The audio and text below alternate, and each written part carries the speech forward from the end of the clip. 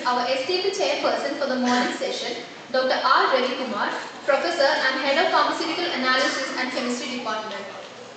I kindly invite Sir onto the stage.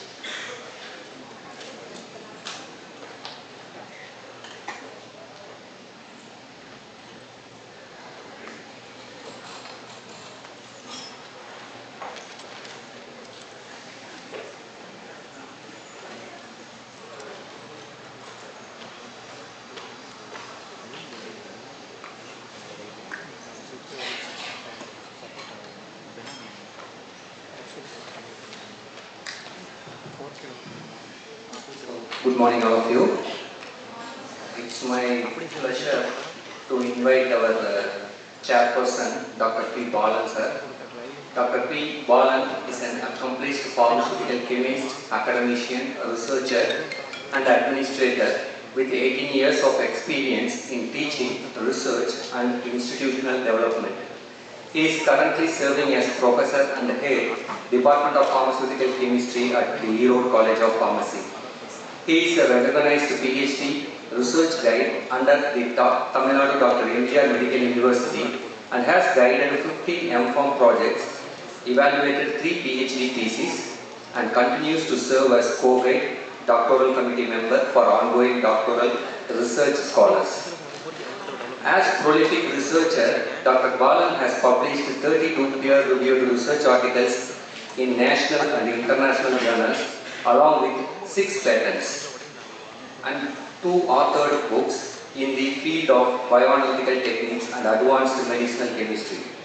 His expertise includes analytical method development, HPLC method validation, green chemistry, phytochemical evaluation, and nanotechnology-based formulations. He has extensive experience working in ISO certified NB and NAC accredited institutions and has served in multiple academic roles in Tamil Nadu, Andhra Pradesh, and Kerala. His technical expertise includes proficiency in HPLC, HPTLC, UV visible spectroscopy, and development of novel analytical methods for pharmaceutical compounds.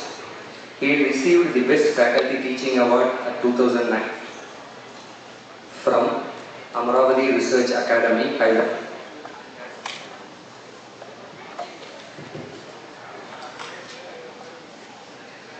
And has served on PCI and KUVAS inspection committees. He is a passionate contributor to scientific events. He has organized major national and international seminars, including programs on AI in pharma, LC techniques, nanomedicine, and herbal research. He has participated in over 40 plus seminars, workshops, and conferences, and has served as an evaluator at prestigious events such as IPC.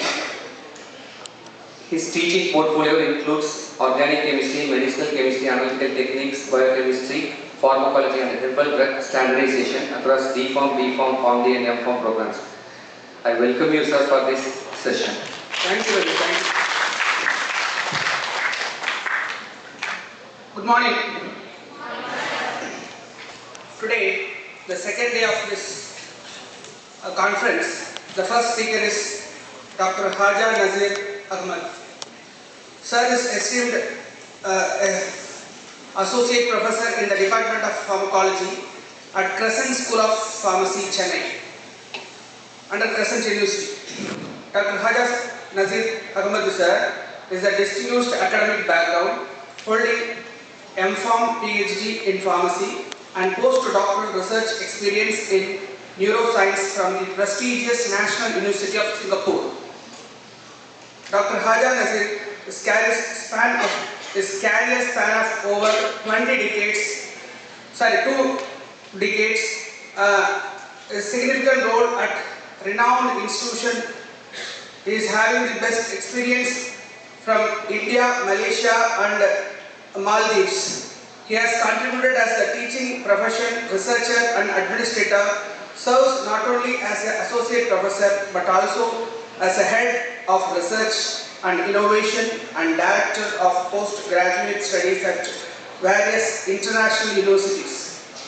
He is passionate researcher, primary interest including neuropharmacology, metabolic disorders, and development of advanced pharmaceutical care products.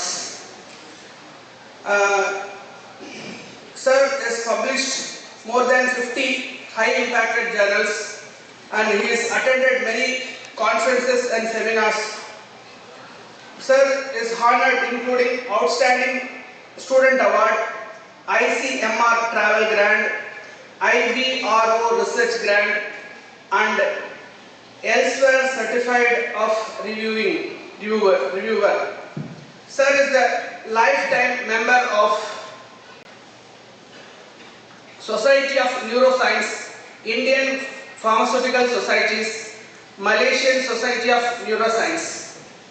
Let us extend a warm welcome to Dr. Haja Nazir Ahmad to this session. Thank you, sir. Please welcome, sir.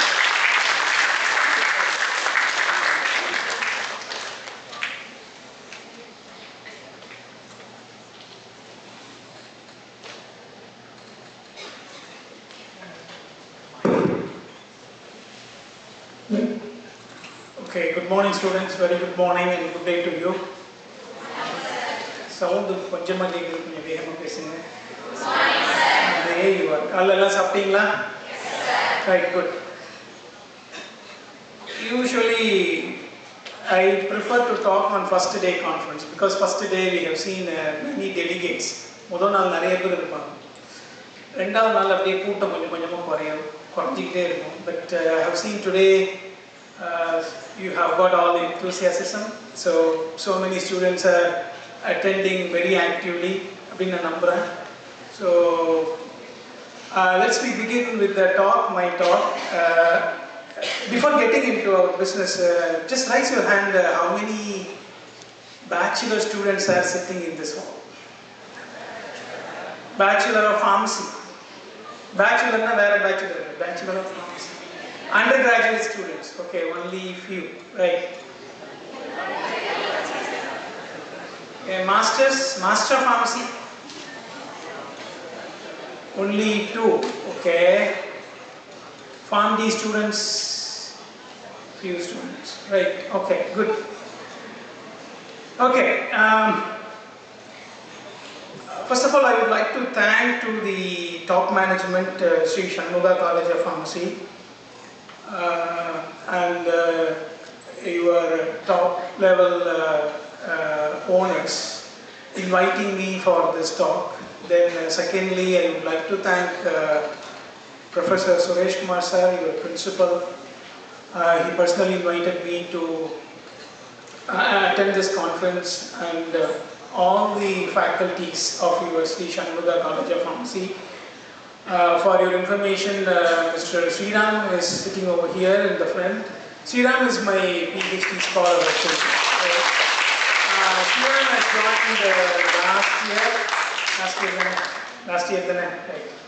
Because there are 5 scholars are working under me. Sriram has joined last year, and there are some faculty members, right?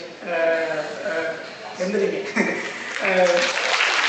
have joined in our business school of pharmacy and registered their PhD part-time, right? That is good actually. After seeing your facility, I'm just mesmerized with your campus and the schools and your pharmacy block, such a very huge block, 4 floors. I salute to the management, the infrastructure provided to young minds of Shanmuga College. Okay, with this small board, also I would like to thank to Chair Professor Balan sir over here. Thank you so much, sir, for inviting me for such a huge introduction. Let's begin with the talk today. I'm not sure how much you are going to take from the talk, but still some informations are interesting. Please follow the lecture, right? And that may be useful for your future work. Suppose if you are going to opt as a researcher in pharmacy field, definitely this is going to be helpful for your academic and research purpose. Okay, this is my title of my talk. Let's begin with the first slide. This is the first, the pointer here. Pointer here, only this much there. Move பண்ணிக்கலாம்.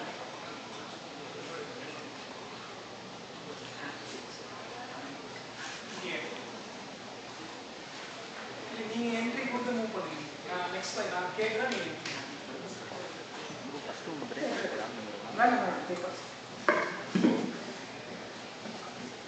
Okay, I saw the yesterday video that was good. I think all students are contributed to making the video with a good BGM. But எனக்கு இன்னைக்கு நிறைய பேர் video எடுத்தாங்க. நான் காலைல வரும்பொழுது நானே ஒரு மாதிரி எனக்கே ஒரு எம்பரேசிங் ஃபீலிங் வந்துச்சு. என்னப்பா நம்மள செலிபிரிட்டி மாதிரி இவ்வளோ பேர் ஃபோட்டோ எடுத்துட்டு இருக்காங்க, வீடியோ எடுத்துட்டு இருக்காங்க. நான் சில ஸ்டூடெண்ட்ஸ் தம்பி நான் ஒன்றுமே இல்லை, என்னை ஏன் போட்டு இவ்வளோ என்னமோ நான் செலிபிரிட்டி உள்ள வர மாதிரி இவ்வளோ ஃபோட்டோ எடுத்துருக்கேன். Good video also capture. But one thing is நல்ல பிஜிஎம் போடாதீங்க, ஒரு மாதிரி வில்லத்தனமான பிஜிஎம் எனக்கு போட்டுவீங்க. பிகாஸ் என்னுடைய ப்ரொஃபைலுக்கு அதெல்லாம் சூட் ஆகும். Right. So this is my title of the talk, Small Yet Mighty, and harnessing a brain shift model for rapid in vivo toxicological screening. At the end of the lecture, I'll convince you with my model. Maybe you can say bigger animal models are very important for pharmaceutical research. But this model is a very tiny model, right? I'll convince with you why one should opt this model and what is the advantages of this model for the future application of pharmaceutical research. May I have a next slide, please, at the stage. Okay, these are all the contents of my today talk. I'm just at the front line. I'm going to talk about challenges in toxicity screening. Currently, what are the challenges we are facing as academic side as well as industrial perspective? That I'm going to talk in the front line. Then followed by, I'm slowly going to introduce a small tiny model, brain shapes model, which is actually a invertebrate cetacean species, very very small tiny, but it's mighty, and to use to screen various active pharmaceutical ingredients including herbal extracts and synthetic material, whatever it is. Then I will show you our prototype of research setup, how we are working since the year 2022 and how we are now. That I will show you. So during these 3 years we had a lot of challenges. Then we addressed each and every challenges, including all the bottlenecks, to sort out, to come up with a very good, reliable, robust, simple brain shift model. Then also I will talk about the parameters. Since it is a very very tiny, only we can be able to see under microscope how different parameters are measured by using the small brain shift model. In the bottom line, now I'm going to tell you the advantages and disadvantages of brain shift model, including applications of the brain shift model for future perspectives. May I have a next slide, please? Okay, what is the current challenges we are facing right now? Okay, for industry perspectives, industry completely rely on higher animal model. Industry என்ன பண்ணுவாங்க, நிறைய animal model இருக்கும், ஒரு species இல்ல, 2 species இல்ல, 3 speciesல test பண்ணுவாங்க. Small rodent speciesல இருந்து பெரிய monkey species வரையும் டெஸ்ட் பண்ணுவோம். As you all know, as you all have a textbookல படிச்சிருப்பீங்க. So the toxicity screening, right, is a prerequisite for application of new drug, any new drug or investigational new drug applications. So there are battery of toxicological tests. கண்டிப்பா முன்னாடி நம்ம எடுக்கிற ட்ரக்குக்கு toxicity இல்லைன்னு prove பண்ணணும். Prove பண்ணாதான் நம்ம ஃபர்தராக அதை எடுத்துட்டு மற்ற ஒர்க்குக்கு போக முடியும். ஃபார் எக்ஸாம்பிள் சார், எங்கள் சைடு ஒரு எத்தனோ ஃபார்மகாலஜி கிளைம் இருக்குது. ஒரு ட்ரெடிஷ்னல் ஹீலர்ஸ் இந்த plant work பண்றாங்க. So we want to scientifically we want to see ஒரு டயபெட்டிஸ்க்கு கொடுக்குறாங்க சார் அந்த extract, but there is no scientific claim for the extract. But as a pharmacy students, you want to look into what is inside in the extract and how the extracts are working on human being or human model or animal model. That you can do with the different types of protocols. For that, before you are stepping into screening any type of pharmacological or biological activity, you need to prove that the test substances is free from toxicity. It is generalized procedure across the same institution or industry. They have to prove that the new molecule or already existing molecule or a repurposed molecule should be free from toxicity. So real time, in real scenario, using animal models, higher animal model use பண்ணும்போது, it's very high cost. Then the date and time constraints are difficulties, challenges. ஒரு நாள்ல 2 நாள் எல்லாம் பண்ண முடியாது. So minimum 14 நாள், 28 நாள், 6 மாசம், 2 வருஷம். So till the end of your study, till the end of your toxicity studies, you need to keep your animal live. 2 வருஷம் வர வரையும் அந்த அனிமல் அப்படியே லைவா வச்சுக்கணும், செத்து போகக்கூடாது. நிறைய procedures இருக்கு. It is a stringent procedure again. So then again, challenges right now what we are facing, institution as well as industry, is ethical concern. As you all know, CCSE is an ethical body to give approval on animal experimentation. So any applications, right, any scientific investigation which involves animal model, so we need to get a prior approval from CCSE. So that is actually a first priority step in order to go forward or using animals in your experimental protocol. So ethical concern is highly stringent now, as like before when I was a student, right, in 92 to 96. So there were no stringent regulations. As much as animal you can buy it, you can use it, you can kill the animal, sacrifice the animal at the end of the experiment. But right now the regulations are different. Or animal use pannalum edhukku or animal use pandreenga, why you need to kill the small mute innocent, edhukku kill pandreenga, nariya vishayam vandu we need to disclose it inside the animal CCSE protocol.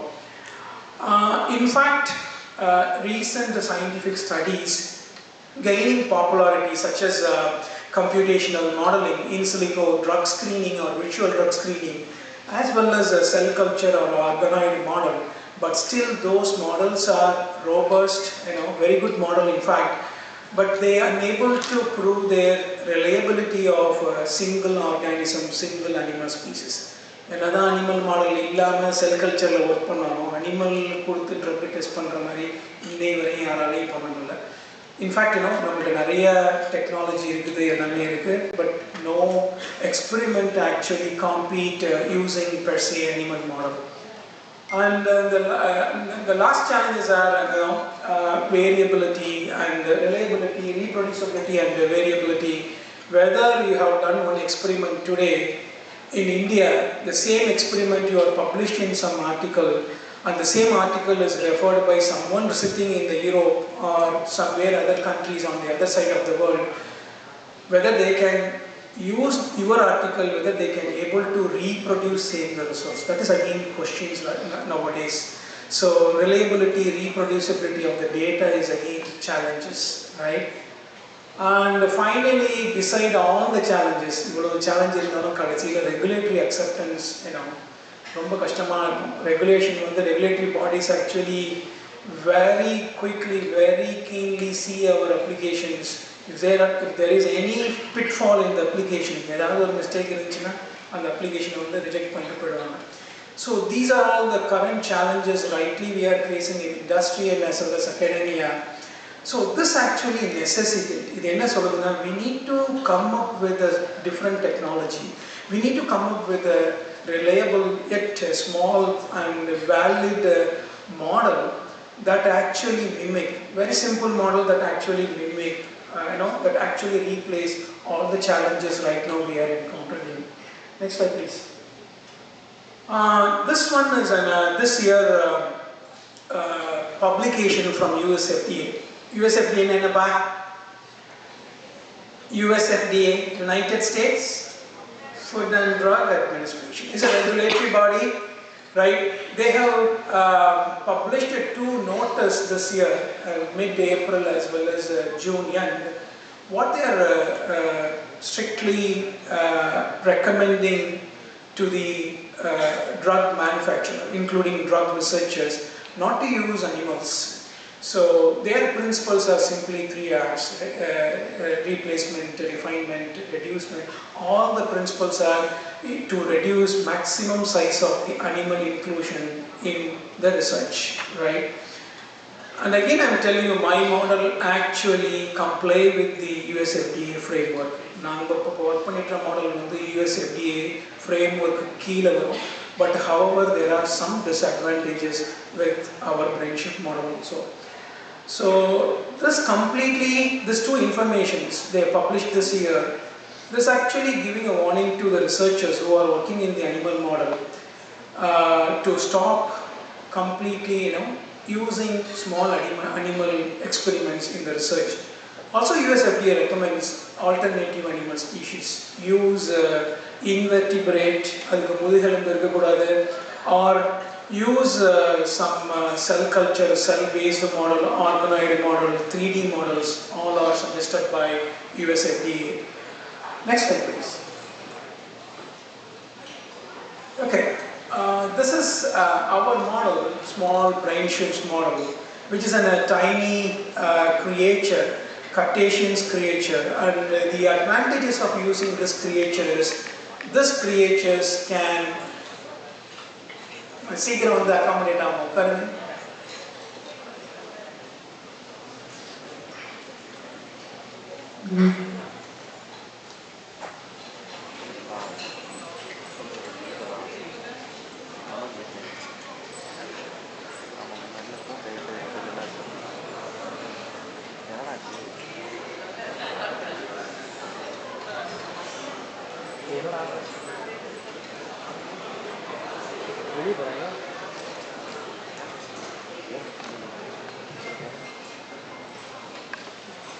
Right. This tiny creature is a crustacean family. Actually, the advantages of using this creature is, it is an invertebrate. So, no need of worrying, applying to CCSE or any other regulatory bodies to approve or to work on this tiny brain shapes model. One more thing, this tiny creature is a high osmolarity, withstanding capacity. Even if you put more than 2 to 3 grams of NaCl in the water, this actually grows very faster in high saline water. That is advantages. Hyperosmolarity is an advantages of using this brain shapes. So this actually, if you transfer into your research, if you want to use a high concentration of your drug, if you want to test in the small brain shapes model, you can test. Don't worry about the molar concentration of your drug, which actually you want to prove some effect on this crustacean species model. It's mainly is an in vitro text organism. Is used for various applications, including toxicological screening, pesticide screening. I'm telling you, I'll tell you the upcoming slide.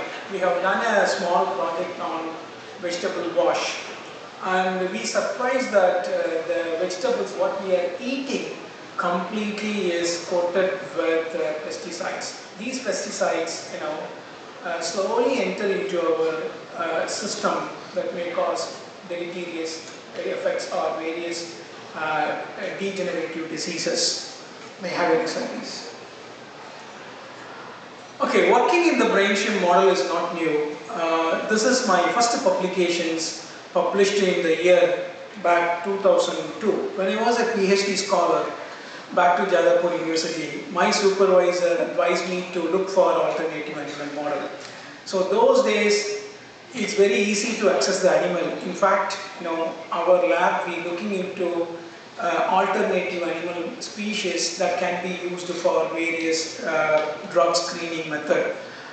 So this is a very simple procedure we have done in the laboratory.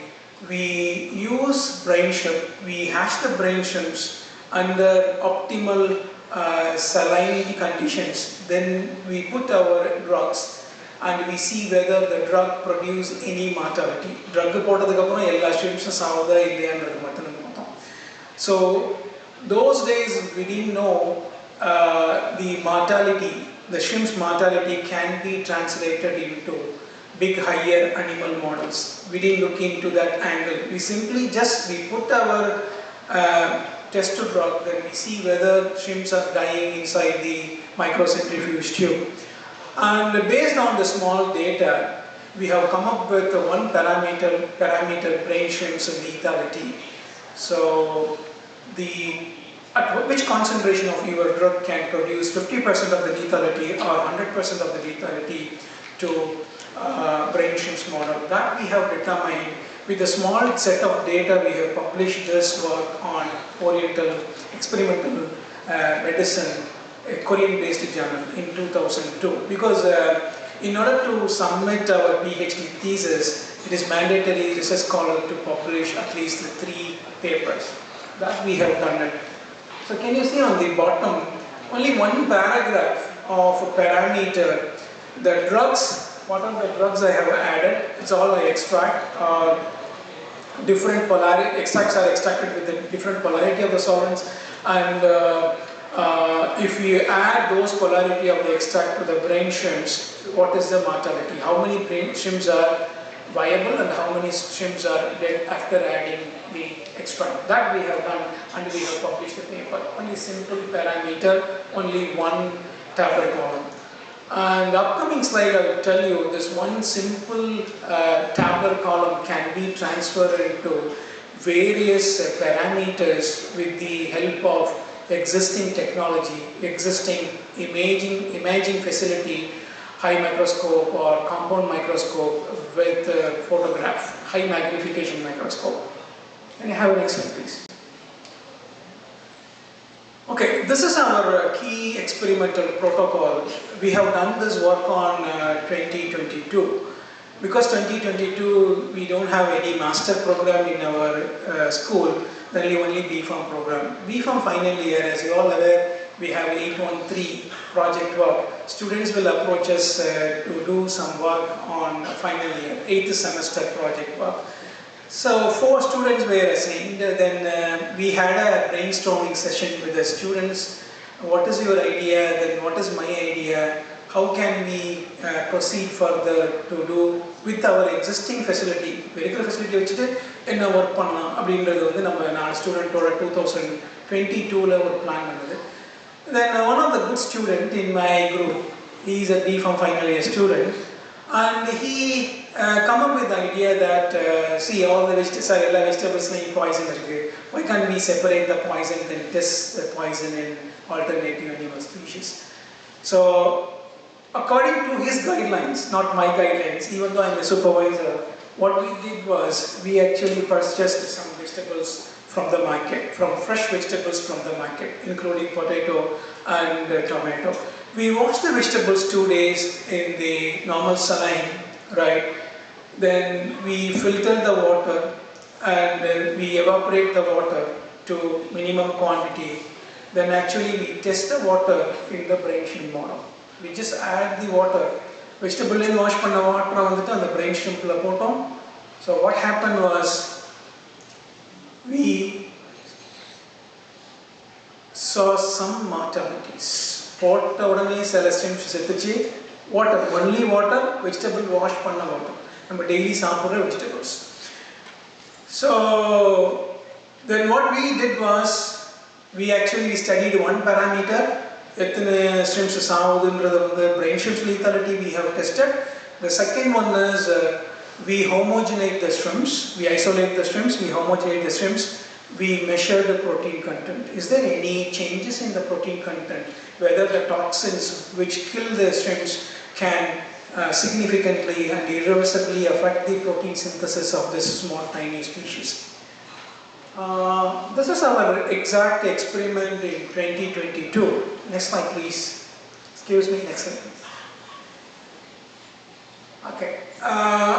With a simple microscope, human anatomy, physiology, microscope use WBC or RBC, and the microscope use then we have captured some pictures.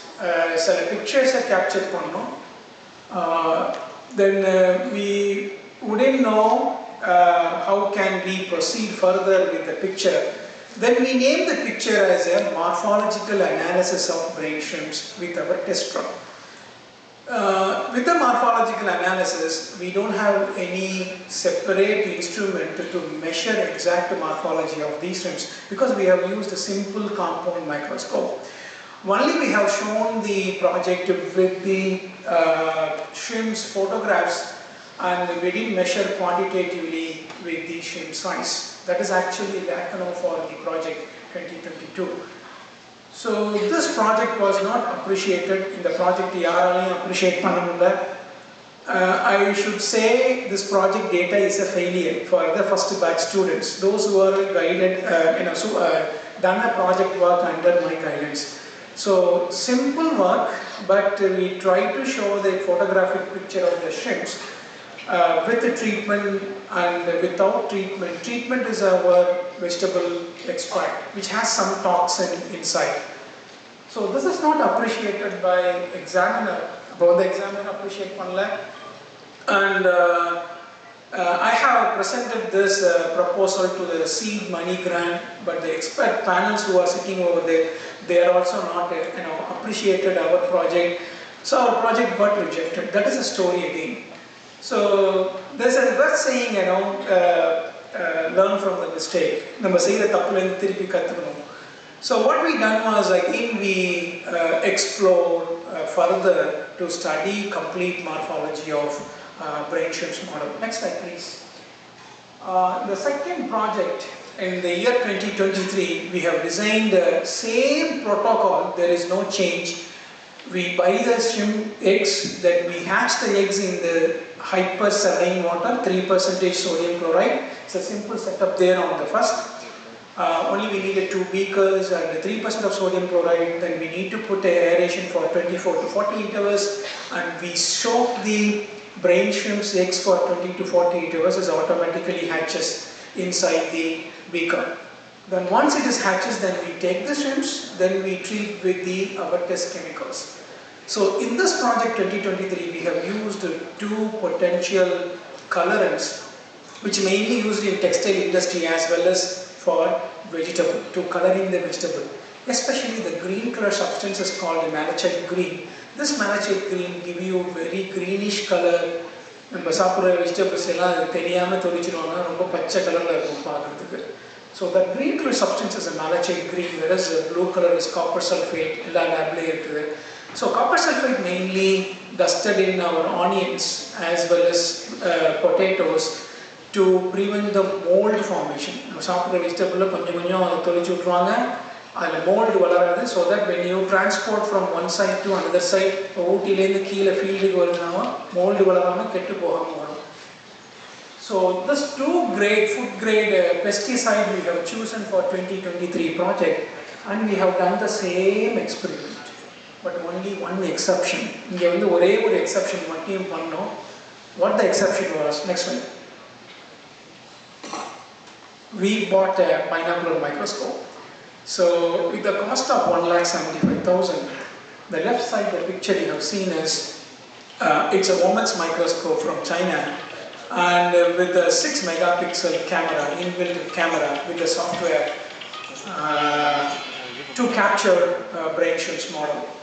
So this software actually enables us to quantitatively explore brain shrimps model.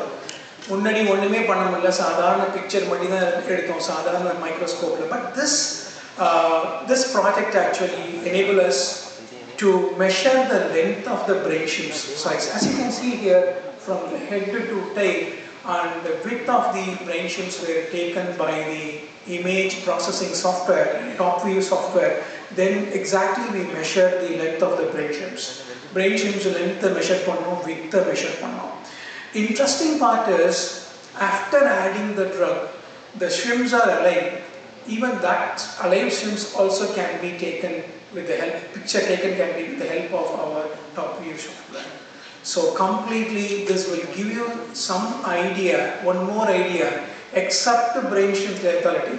What are the how we can moving forward to show something we have done completely different from earlier year project. So this is actually appreciated by the panel of university members, and this procedure capturing the picture of single shrimps, then measuring the length of the shrimps from head to tail and both wings. The protocol, the procedure we have used is a novel procedure that we have filed for an Indian patent. As you can see here, the picture in the middle second picture is IPR protection. With the method we have used to measure the length of the shrimps, because the single brain shrimp's length head to toe, nanometer or 500 nanometer. It's very difficult to capture the picture intact. The picture measure but with the help of technology and processing softwares, image processing softwares, we have done this work. Then 2024, again our thinking is going vertically to looking into different angle to investigate further whether we can add some more parameter to see, to study the exact mechanism of toxicity of brain shrimps, which is actually exacerbated by different toxins or food grade pesticide. Next slide please. Okay, as you can see here, the brain shrimp's length. You can see on the left side is a length of the brain shrimps for malachite green and copper sulfate and food grade pesticides on the left. The first one is a controlled brain shrimps. As you can see, the length of the brain shrimp is in between 400 to 500 nanometer, whereas the length of the brain shrimps, live brain shrimps, is significantly decreased with toxins, different doses of toxins. That we have shown scientifically with the help of imaging software. Next slide please. The video.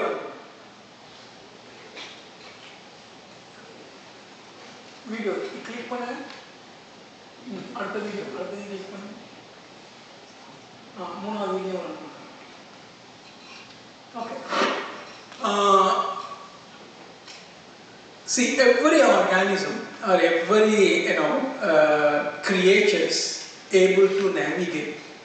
This is actually all the creatures obey under Darwin's principle, survival of the fittest, isn't it? Darwin's principle. So natural selection, survival of the fittest.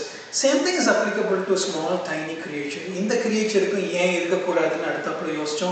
so what we done was we want to see anyway we are capturing the picture of shrimps to measure the length and weight.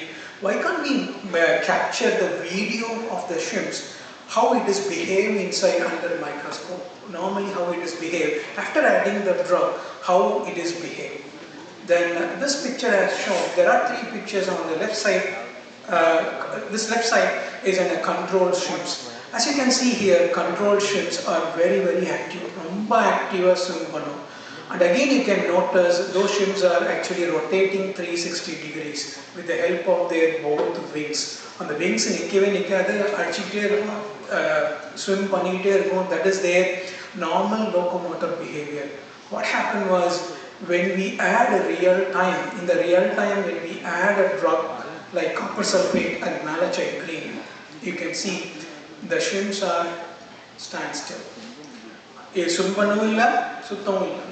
So standstill, unable to move it, even though the shrimps are given a same environmental condition as like control, same salinity water. But the exception is we are adding the saline with our test drugs, different concentration of the test drugs.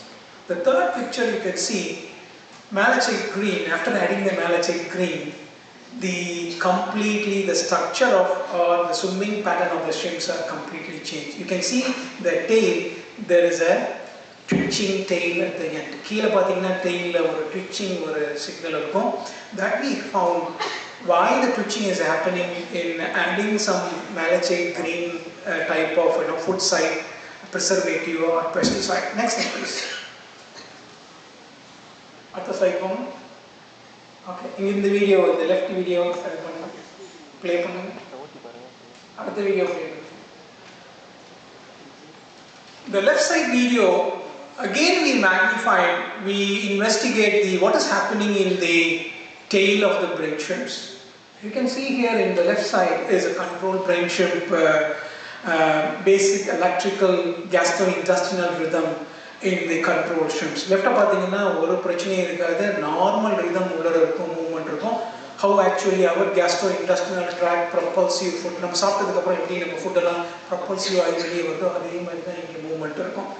Whereas you can see on the next picture, after adding malachite green, completely erratic behavior. The tail is completely twisted. It is not an orientation. Completely hyperlocomotions. And again, if you see at the end of the picture, there are small particles are leaching out from the brain shrimps. We have confused after seeing this picture. I'm showing only two pictures. We have got a lot of pictures. Yeah, malachite powder green la matiyum and keela ulla tail twitch avudhu. Then what happened to the shrimps after adding malachite green? What are the small tiny particles are immediately appear? We are looking back into normal ecosystem of brain shrimps. Normally brain shrimps, when they get threat, and the brain shrimps வந்து ஒரு ecosystem போயிட்டு இருக்கும்போது அதுக்கு ஏதாச்சும் ஒரு threat வந்துச்சுன்னா immediately they shed their outer covering. Exoskeleton வந்து outer covering வந்து வெளியே விட்டுருமா. So this is actually, we have read it from the zoology book of brain shrimps, was published in one of the good author from UK, and we correlate with that finding. When we add a drug, then the shrimps actually consider that drug as a threat for them. So நம்ம ஒரு drug add பண்ணும்போது அது threat consider பண்ணிட்டு then immediately they start leaching their exoskeleton. மேல உள்ள cover எல்லாத்தையும் வெளியே விட்டுது. That's what we have observed in the second picture, the shrimps treated with the high concentration of malachite green. Next slide please.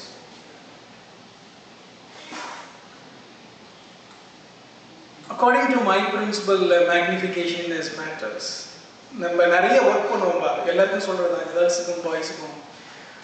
You do number of parameters. Pharmacy students இருக்கிற ஒரே ஒரு problem, all are very good students. They work in the laboratory. They are actively involved in the simple project research exercise. But the problem is they are unable to interpret the results. இது நான் across the India இருக்குதா என்னன்னு தெரியல. நிறைய students இருக்கிற ஒரு லேக்கணும். நம்ம நிறைய ஒர்க் பண்ணுவோம், நிறைய பேராமீட்டர்லாம் எடுப்போம், பட் நம்ம கரெக்டாக அதை இன்டர்பிரேட் பண்ண மாட்டோம். நம்ம உட்காந்து அதை கரெக்டாக பார்க்க மாட்டோம். There is a word saying think out of box. நம்ம ஒரு விஷயத்தை வந்து வேற மாதிரி ஆங்கிளில் வந்து திங்க் பண்ணணும். எந்த ஒரு பேராமீட்டர் எடுத்தோம் ஒரே ஆங்கிளில் பார்த்தோம்னா, ஸோ ஈகிளோட வியூவுக்கும் சாதாரண க்ரோவோட வியூவுக்கும் நிறைய வித்தியாசம் இருக்குது. ஈகிள் வந்து ரொம்ப ஹைட்டாக பார்க்கும்போது வேற மாதிரி வியூ இருக்கும், அதோட விஷன் வேற மாதிரி இருக்கும். க்ரோ அந்த மாதிரி இருக்காது. So always I recommend, I advise all my pharmacy students, you do good work, but you see your data with a different angle. Think out of box. So this is actually, the thinking actually not for me. This is actually one B.Pharm student. ஒரு B.Pharm student ஃபைனலில் இருக்கும்போது அவருடைய thinking தான். How we are actually explored, how we are until now we are moving forward from the project. So we have to think and different angle. டேட்டாவை நிறைய ஆங்கிளில் நம்ம think பண்ணி பார்த்துட்டு கோரிலேட் பண்ணி தான் நம்ம கடைசியாக ஒரு முடிவு கொடுக்கணும். Magnification is matters. When we magnify the same two shrimps, which I have shown in the videograph in the previous slide, what we saw was the drug-treated shrimps has got something problem with the end of the tail. Completely the tail was ruptured and the gastrointestinal content was leaking out. As you can see in the left side picture, the shrimpoda gastrointestinal content rupture ஆயிடுச்சு, வெளியே வர ஆரம்பிச்சிருச்சு. What we have correlated was any toxins are exposed via mouth. நம்ம எந்த பாய்சனையும் வாயிலிருந்து குடிச்சோம்னா அது GIT trackல போய் தான் ஒர்க் பண்ணோம். நம்ம பாய்சனை அந்த பாய்சனோடைய சிம்டம்ஸ் பார்த்தோம்னா ஃபஸ்ட்டு கேஸ்ட்ரோஇன்டெஸ்டினல் சிம்டம்ஸ் தான். பிளட்டி டயரியா, பிளட்டோட டயரியா போகும். For example organophosphorus poisoning.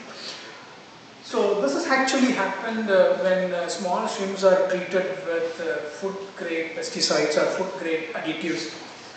And whereas you can see on the right side 4x magnification with a 10x eyepiece, totally 400x field of view, the shrimp tail is normal. There is no deformities in the tail. Whereas you can see there are number of deformities we can observe from the left side French shrimps model.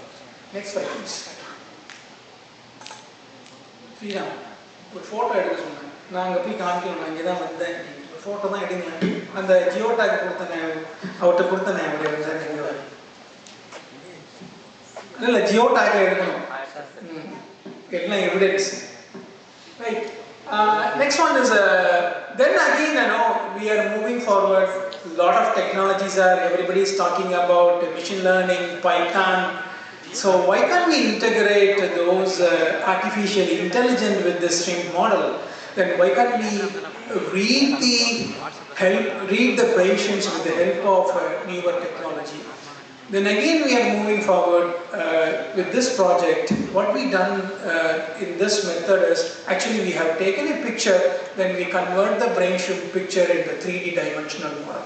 Picture எடுத்தோம் first, அது வந்து length measure பண்ணோம், அதுக்கப்புறம் அதோட video எடுத்தோம். Then the third one is same picture is converted into 3-dimensional structure. As you can see here, the XYZ planar structure of brain shrimps, 3D-dimensional in the structure. The bottleneck for this method is, the challenges for this method is how to scientifically quantify the control shrimp is different. The volume of the control shrimp is different from the drug-treated shrimps. Next slide please. In the bottom of the 3D structure, you can see spike.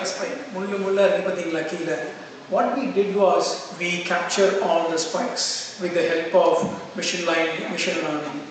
See, when you ask the machine to learn the spikes, then that machine will give you output whether the photographic 3D structure of the shrimp is normal or abnormal. The curvature of the shrimps, including from the head to tail, is a normal or abnormal. So this we are doing. What we want to prove is that, right, using newer technologies, recent technology, impactful technology, can we assess the small creature entire morphology with the control, as well as the same morphology, the creature is treated with a different type of pesticides and toxin. Next slide please. So this is also a 3-dimensional, right, picture of brain shrimps. You can see, you can differentiate. Previous slides are something different than the third slide, because the volume of the shrimps completely significantly changed after adding. All the shrimps models are treated with malachite green and copper sulfate at a different concentration level. Then BPharm students urged me, sir, nariya work panntom, naanga 6 மாசத்துல போய்டுவோம், sir, we need some credibility. Okay, I said wait for some time. We will go for very good publications so that your credibility is very high in the BPharm level. No, they didn't accept it. Sir, edachu naanga rendu journal eduthorom adile publish pannalam. Okay, fine. I said okay, what are the data we have? Simple data for publications. Beside my name, there are 5 students' names are there. 2 batches, 5 BPharm students, totally 10 students. We got the credibility by publishing this work on our Indian journal, but still it is an impact. Next one please. Okay, this one is an extraordinary achievement from Crescent School of Pharmacy. The entire work what we have done from 2022 to till date, 2024, almost 2 years data were gathered. Then we send the data to a very good journal, toxicology report. Toxicology report is a European journal. They purely investigate on toxic effect of different food grade pesticides and poison. And after getting lot of comments, first அனுப்பும் பொழுது 6 மாசம் போட்டு வாங்கி எடுத்துட்டாங்க.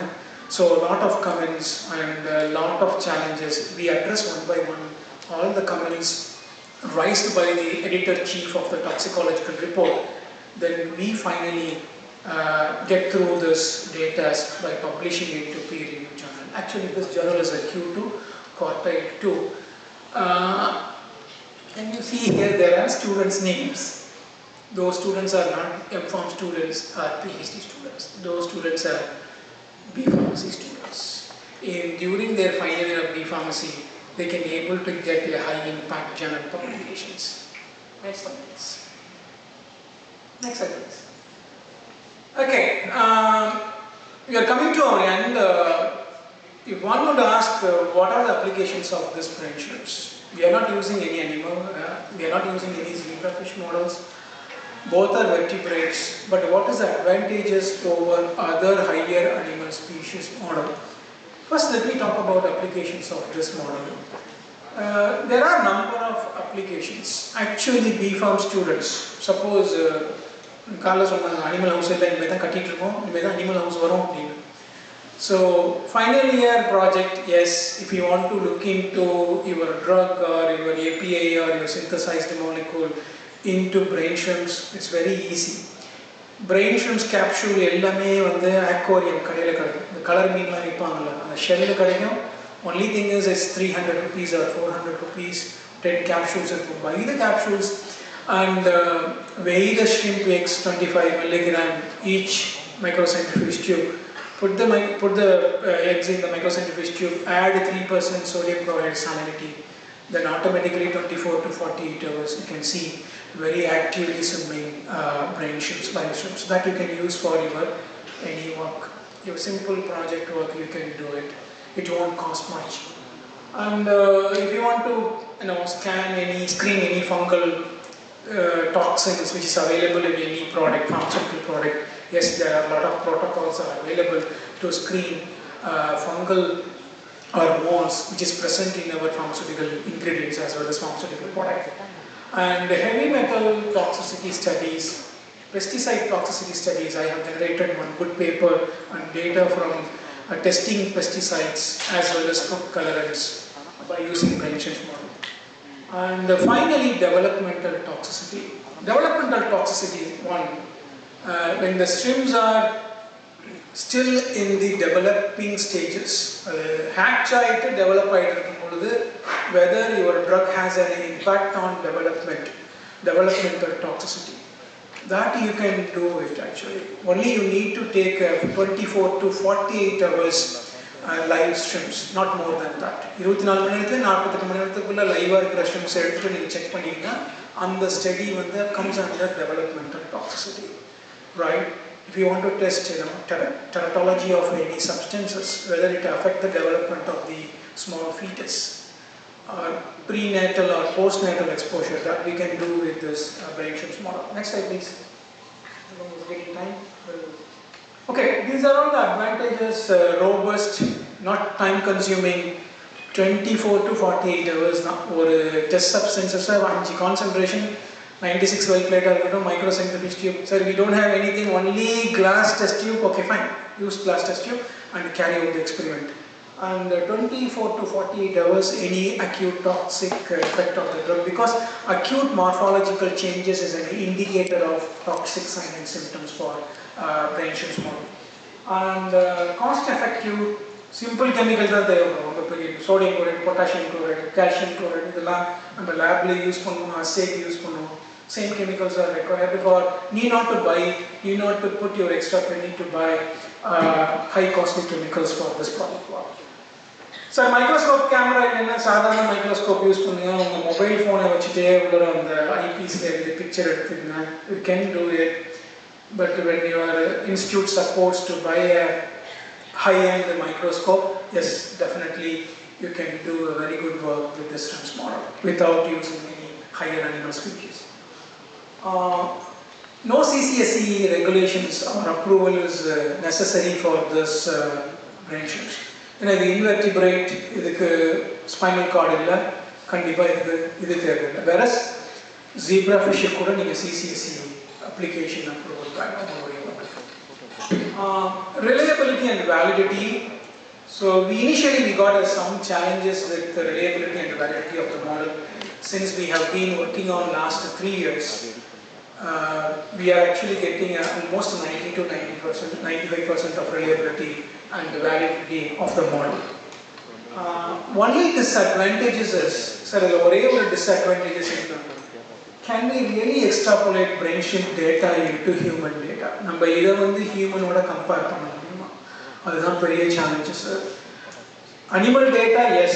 Animal genomic setup is 99% is equal to our human genome, as you all are aware. ஒரு rato miso laboratory use பண்றோம், rabbit use பண்றோம், அதோட genome 99% நம்மளோட ஒத்துக்கும்.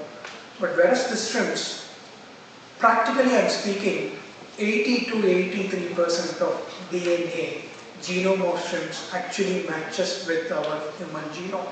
The remaining 17% are lacking. This is the thing, some unpublished data, I didn't put it in the slide. Currently we are working on separating genomic DNA from brain shrimps model. Or DNA genomic DNA from shrimps we are going to compare different base pairs of human DNA, whether it is in an iso, same, if it is overlapping or something different. If it is not overlapping, it is similar, then easy for us to defense. Shrimps data also can be directly extrapolated, toxicity data can be extrapolated to human data. So that is the challenges we are facing, and we are working on the same angle. Long way to go to prove the reliability, validity, and the genomic composition of the brain shrimps to human genomic composition. Next slide, please. Okay, this is my end slide. I'll end up with the quote saying, Martin King Luther, the foundation of the education is to teach one think intensively and to think critically. Critical thinking is very, very important nowadays. We are living in the competitive world. So think critically, right? That's when I think out of box. Conventionally think pannidukku. Vera mari think pannanom. Ella young minds students ella 18 years and 21 years la irupinga. So critical thinking is very important in your life, in your education. And intelligence plus character, that is the goal of true education. So with this small presentation, thank you so much for patient hearing, and I will be happy to take all your questions.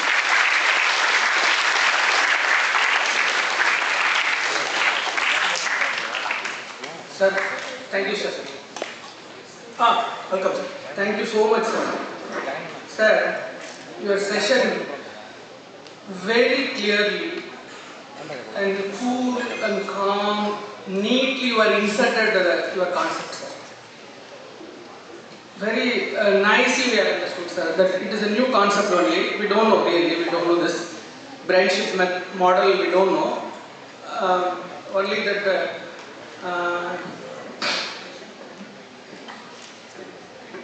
zebrafish, up to zebrafish we are a little bit low, but this one it's very new to us. For me, only one doubt, sir. Our pharmaceutical drugs can be tested by using this method? That's a good question. Not only toxins, all the pharmaceutical ingredients, any APIs or drugs can be challenged with the brain shift model. How low concentration we can check, sir?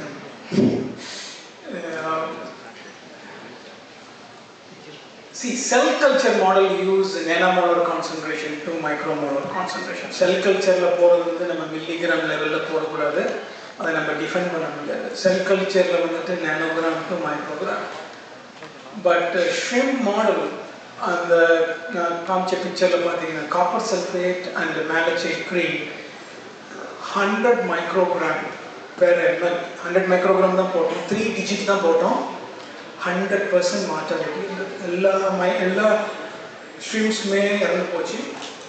Lowest concentration we used 1.25 microgram serial dilution. 1 milligram or ml எடுத்துட்டு அதுலேருந்து திருப்பியும் 10 times 100 times dilute பண்ணிட்டு கீழே. So we recommend actually any toxins or any active pharmaceutical ingredients 1 microgram lower dose வச்சிங்க, higher dose வந்து 100 microgram வச்சிங்க.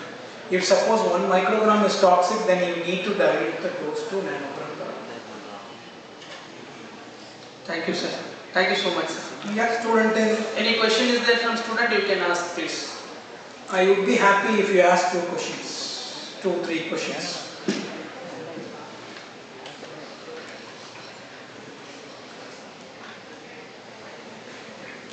ஒரு question கண்டிப்பா வந்தே தீரணும் ஸ்டூடண்ட் இருந்து. தயவு செய்து கேளுங்க.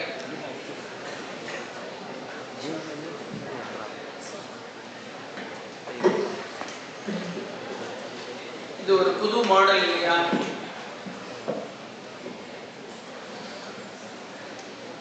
Same as usual. Questions எப்போ வரும்னா எக்ஸாம்ல கொஸ்டின் பேப்பர் பார்த்தோம்னா வரும், அதுக்கு முன்னாடி எதுவுமே வராது. Okay, thank you. Thank you so much, sir. Thank you.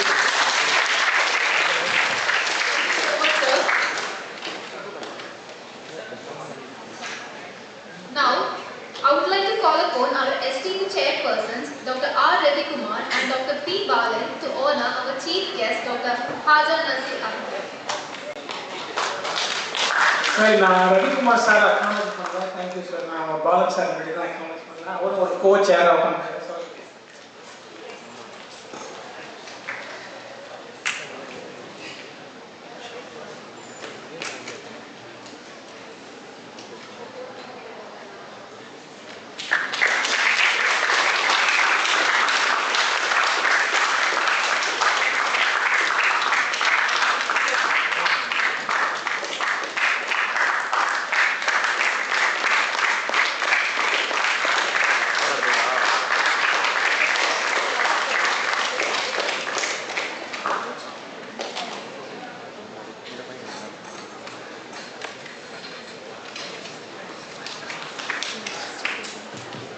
Thank you, sir. Now, I would like to call upon Dr. R. Ravi Kumar to honor Dr. P. Balan.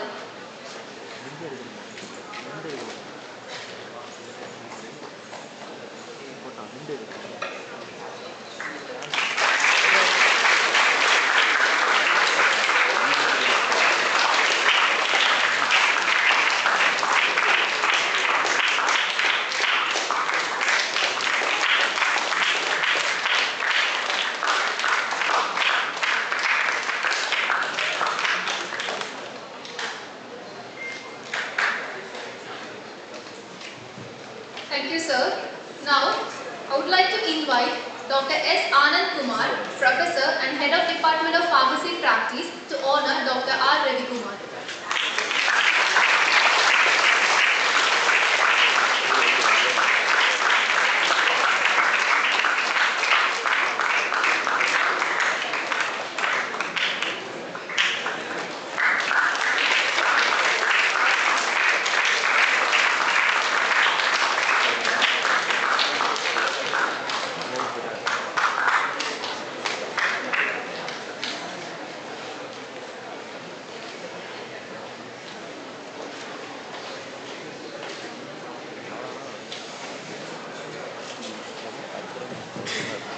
Thank you all.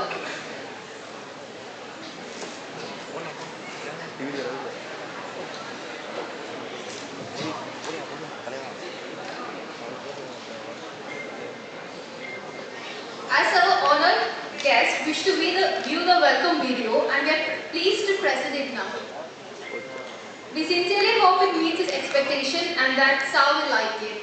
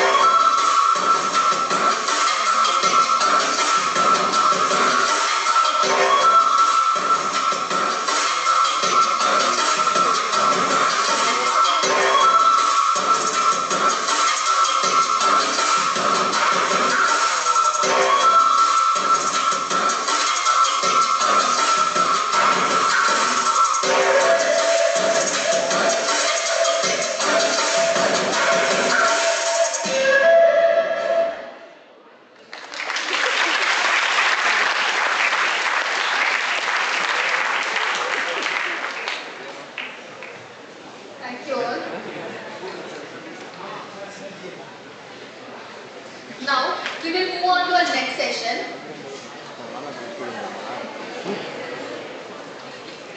It's my privilege to introduce you our distinguished chairperson, Dr. S. Anand Kumar, Professor and Head of Department of Pharmacy Practice, onto the stage as our chairperson.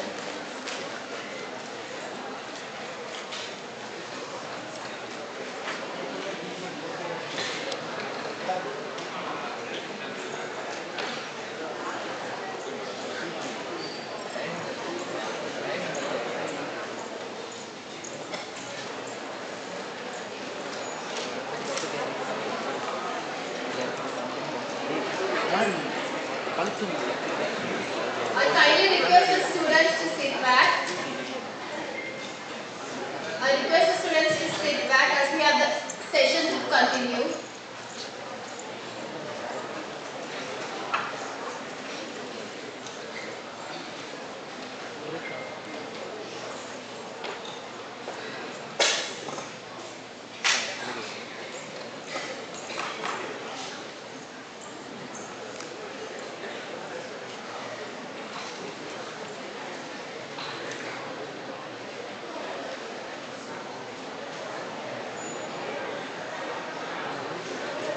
Good morning to all. It is my pleasure and happy to introduce and invite Dr. V. Suresh, M.Pharm PhD, a Professor and Head Department of Pharmacology, working in JKK Muniraja College of Pharmacy. Sir have experienced 18 years in pharmacology teaching, research, administration and scientific publishing, and he have completed his B Pharmacy in JKK Muniraja College of Pharmacy, M.Pharm in Annamala University, and completed his PhD in Sunrise University, Rajasthan at 2018. Sir has many key roles. He is a HOD Pharmacology in JKK Muniraja College of Pharmacy.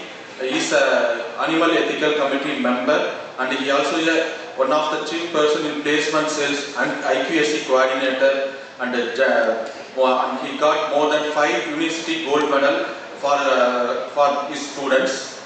Sir has most technical skills in handling of HPLC, UV, HPTLC, IR and molecular biology, and Sir published more than 90 publications, which were some of that included in the high index journal. With this short note, I will welcome Dr. V. Suresh Kumar sir.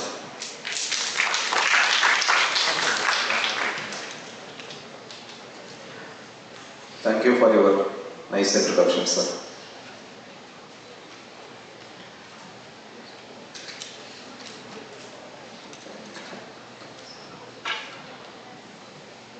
First of all, I would like to thank the management, principal and organizing secretary Sudha Madam. I feel pleasure and honor to be here as a chairperson for this 2 days national seminar. Now I would like to introduce and invite our next session resource person, Dr. Anguraj. Dr. Anguraj has completed his B Pharmacy in the year 2019 from KMCH College of Pharmacy, Master of Pharmacy in Chemistry from MMC in the year of 2021 and PhD from SRM University in the year of 2025. Sir has qualified GPAT twice in the year of 2019 and 2020 and has achieved Best Poster along with cash prize award 10,000 rupees in IPC 2019. Sir has received PC Dandi Award in IPSCON 2023, second prize in MedForge CAD Hackathon 2025, and he has received first prize in TNSC ST funded B-Pharm project in the year 2019 for his B-Pharm project, and he has scored second prize in oral presentation Ayush International Conference in the year of 2024. And Anguraj sir has received Certificate of Appreciation from World Pharmacist Day 2024, published lot of scientific research papers, totally scored impact factor 18.91, his H index 7 and I10 index 7. Sir has patents published in 2022 and he has scored lot of technical skills, CAD, software, ChemDraw, PUDIL, Cytoscape, PyMol. He is expert in all these softwares. Today also we are expecting a good seminar from you, sir. Now we are welcoming our distinguished resource person, Dr. Anurag, on the stage. Welcome, sir.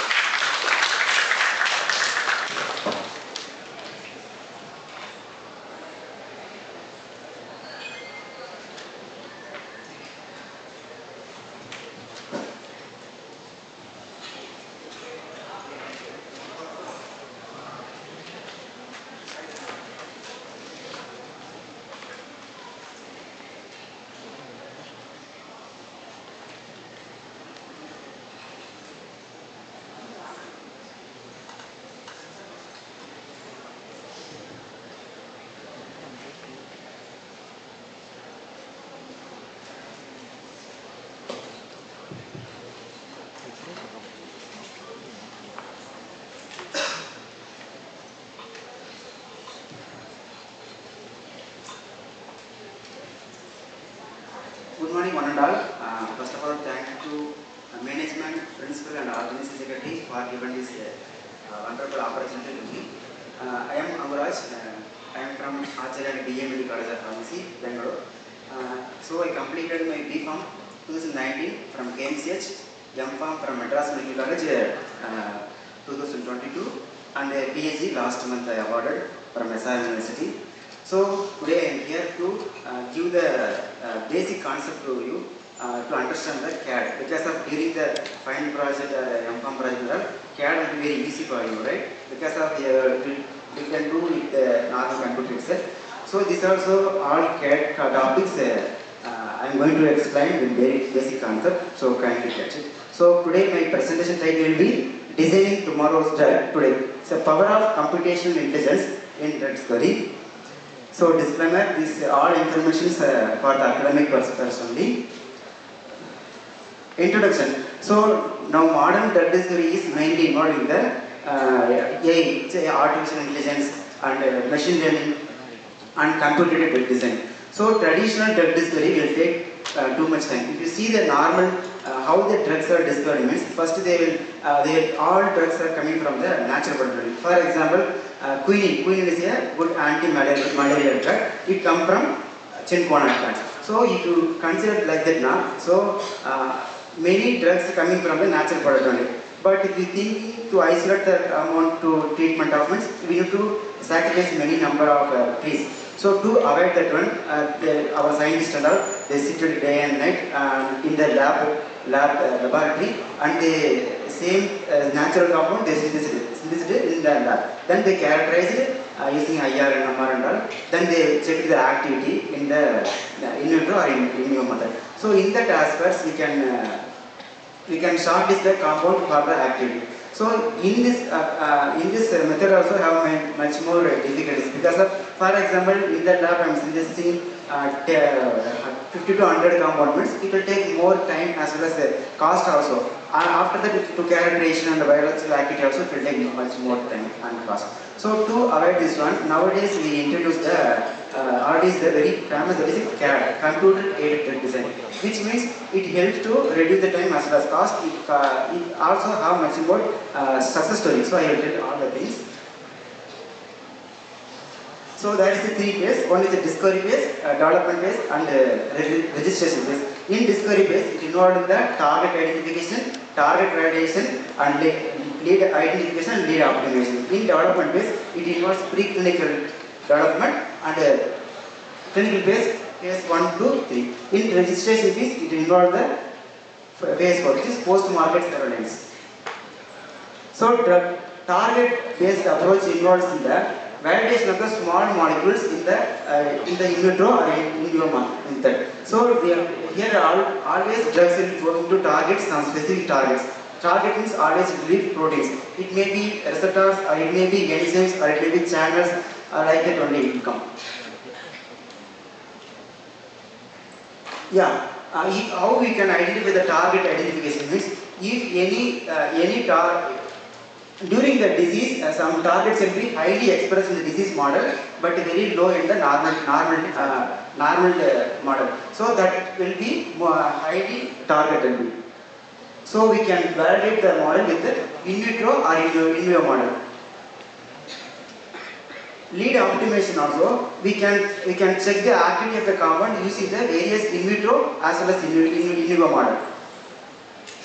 So lead optimization mainly before the clinical trial, we have the hit molecule. Hit to lead means we have the compound, but it has some of the toxicity parameters. So before going to the clinical trial, we need to increase the activity, reduce the toxicity, as well as increase the safety as well as stability. So that is our involved in the lead optimization.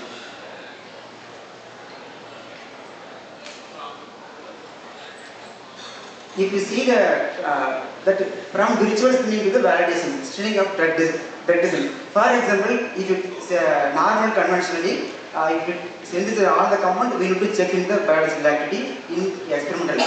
But in using the CAD method, we can screen the, for example, 40,000 compound to the few compounds based on the various CAD methods. So it will reduce the time as well as it also involved in the high throughput screening, which means simultaneously we can screen the number of compounds simultaneously.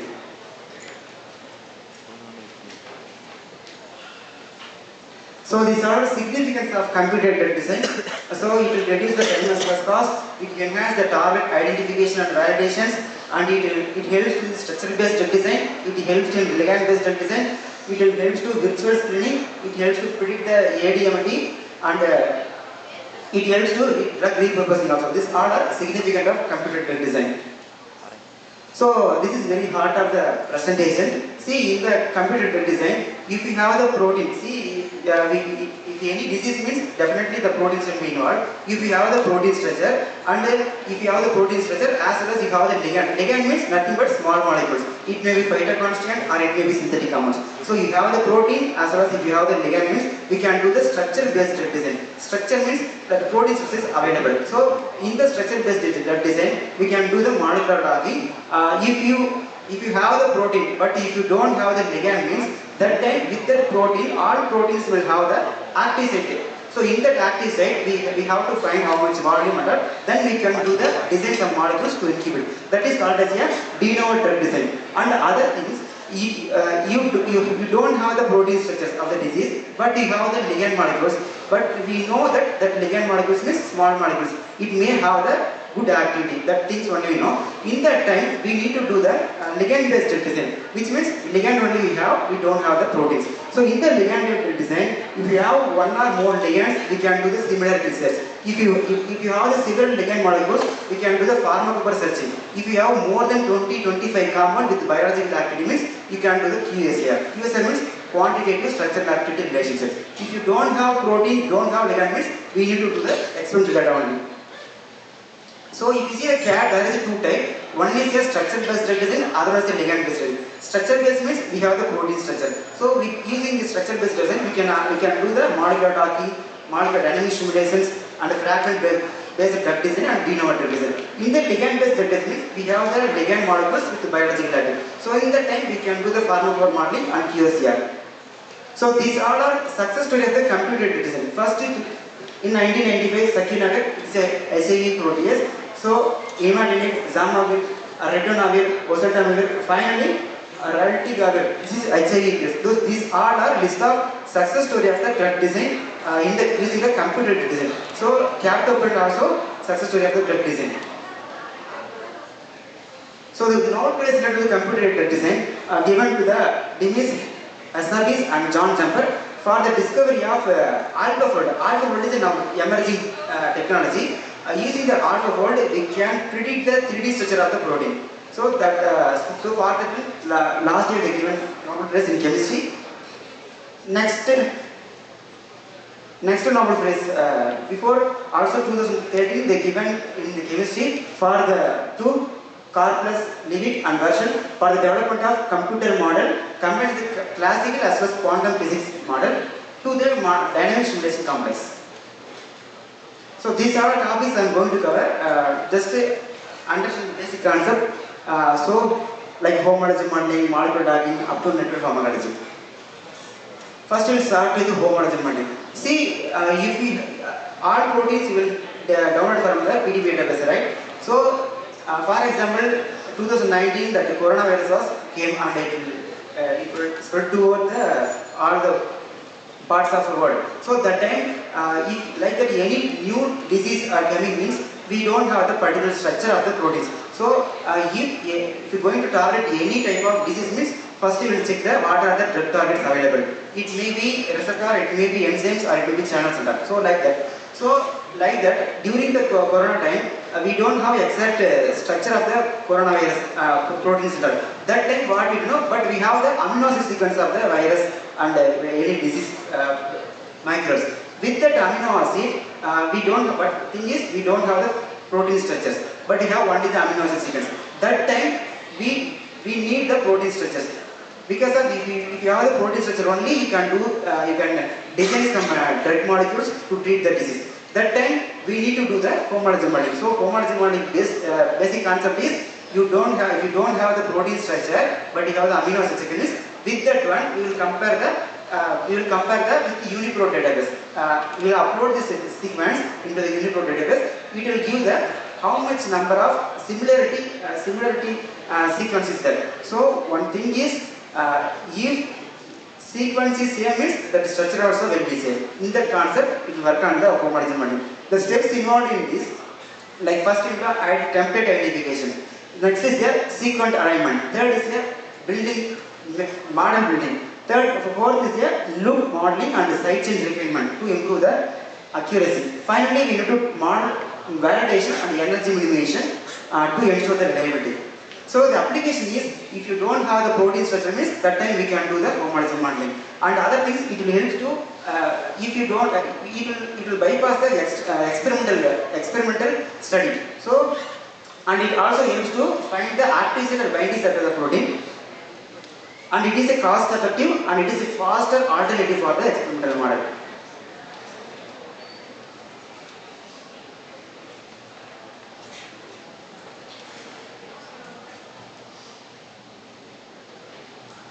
So limitation is if you don't have any template means that time we are unable to do homology modeling. But that also we can do with the AlphaFold. Yeah, AlphaFold is you can also try in your website. You try AlphaFold. It will give the interface it will come. If you upload that amino acid sequence to that means it will produce the 3D structure of the protein. We can without any experimental or homology modeling. That time we can do it with the AlphaFold. So here is the list of software used for homology modeling.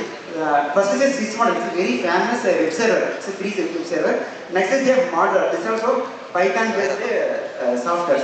And the prime belongs to the Schrodinger and the MO is modular operating environment, ITASR and etc. So these are basic software used in the homology modeling. So homology modeling, what the concept is, protein structure illa appadina protein structure வந்து நம்ம homology modelling பண்ணி நம்ம கொண்டு வர முடியும். அந்த protein வச்சு நம்ம டாக்கிங்கோ டைனமிக்கோ இந்த மாதிரி விஷயத்தை பண்ணலாம். So that is the main things involved in the homology modeling.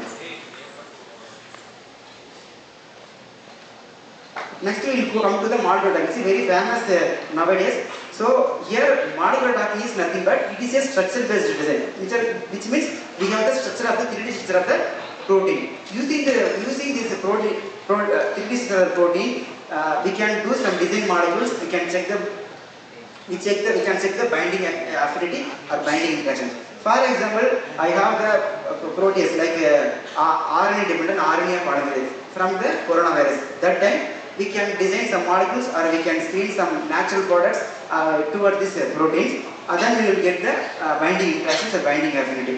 So here, see, this is a 3D structure and that is a 2D structure of the protein ligand docking. So docking we can do with the protein as well as protein with the small molecules, protein with the protein, and protein with the nucleotide. So some things you understand regarding the drug actions. First, agonist means it will bind to the receptor and it will activate the biological activity.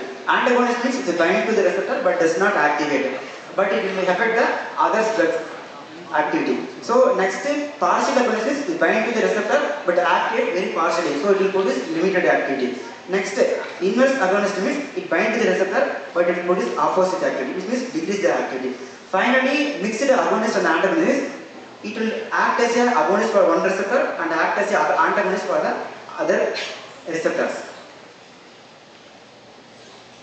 So So type of docking, there is two types, rigid docking as well as flexible docking. In the rigid docking, the protein structure and the ligand both will be considered as a rigid, and they will do docking, then we will see the sporing functions. In the flexible docking, that ligand molecules will come and bind to the active site of the protein, then the active site will be change its compactness and the structure. That is called as a flexible docking. It's also called as a inducible docking. So now we will come to the stage of molecular docking steps. First we need to do the molecular docking. First we need a protein. Without protein we cannot do the molecular docking. So how we can get the proteins? We can get from the protein database, PDB database. All millions of compounds, millions of protein structures was already uploaded in the protein PDB database. From the database we can retrieve the proteins, but certain criteria is that, which means that resolution should be very high, which means less than 3. If you less than 3 Angstrom of the protein, if you do docking means it is very clarity. Resolution is nothing but, see a normal phone camera, it is a normal only. But if it is the same photo with the iPhone means it will be more clarity. That is the same thing with the resolution. If resolution is high means it is a more clarity, which means it should be less than 3 Angstrom.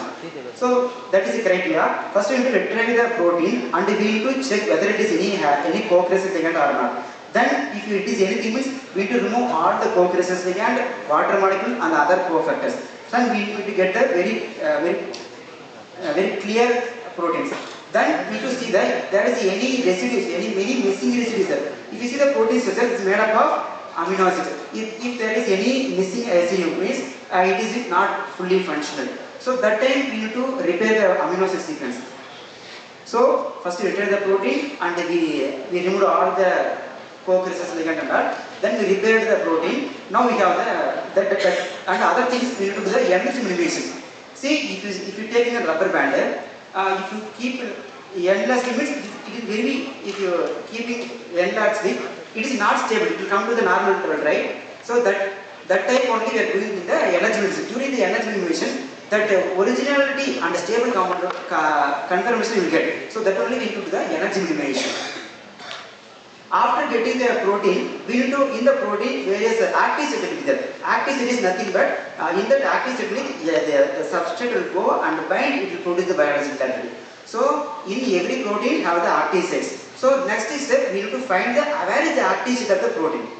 That is the main thing. To find the active site, we can use the various websites like SCF Bio, which is Super Computing Facility of the Biology, IIT Delhi. In that website, if you have just upload the protein, it will predict the active site and it will give the result. That result we can in that result means it will give the click pass. Which means in that protein, in that site, active site is like that, it will predict.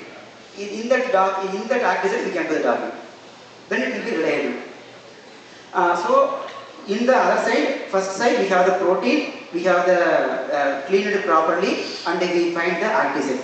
On the other side, second is very important, that is a ligand preparations. In the ligand preparation means what is ligand? That is a small molecule which is less than 500 like that. So in the ligand molecules we can retrieve from some database like zinc database or PubChem database, or we can design our own also using ChemSketch to draw the structures, and we can energy minimization using ChemDraw software and all. So now we got the ligand. Next thing is we need to do the energy minimization for the ligand also. So same I told last time, if you take enlarge the rubber band, it will be not stable, it will come to the normal state.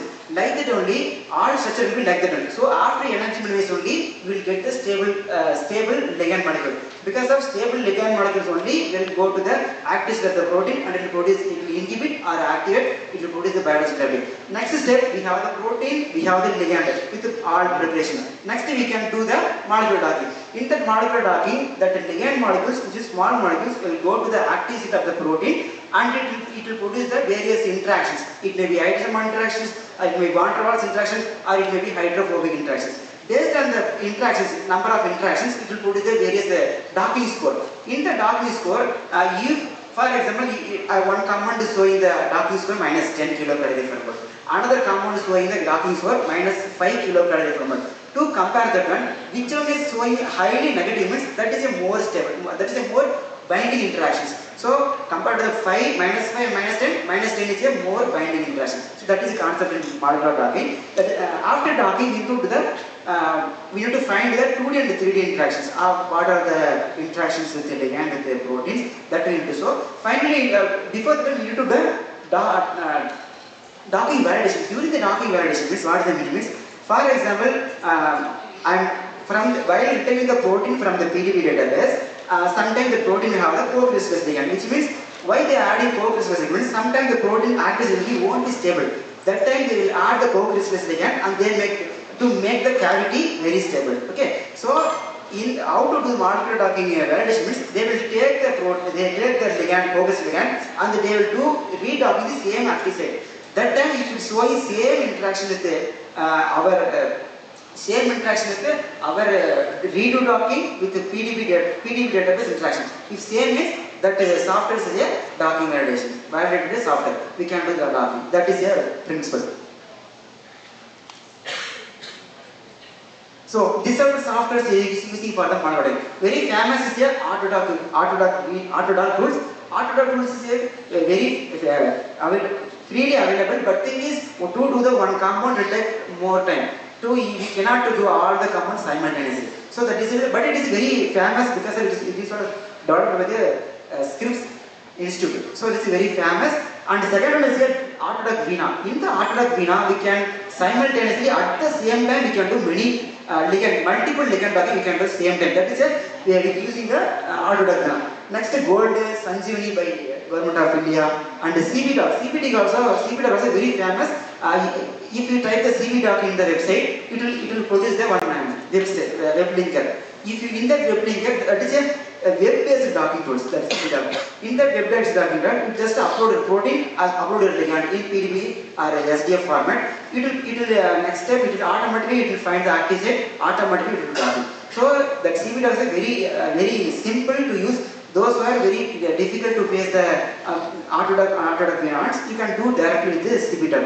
Because of why that difficulty in Autodoc tools, in the Autodoc tools we need to use various Python coding and all. So that time it will show many errors. So to bypass this one, for any beginners, they can use the CBDoc. It's a very easy, that's developed by the China laboratory. And finally, Mastro is belonging to the Schrodinger company. That's a paid software.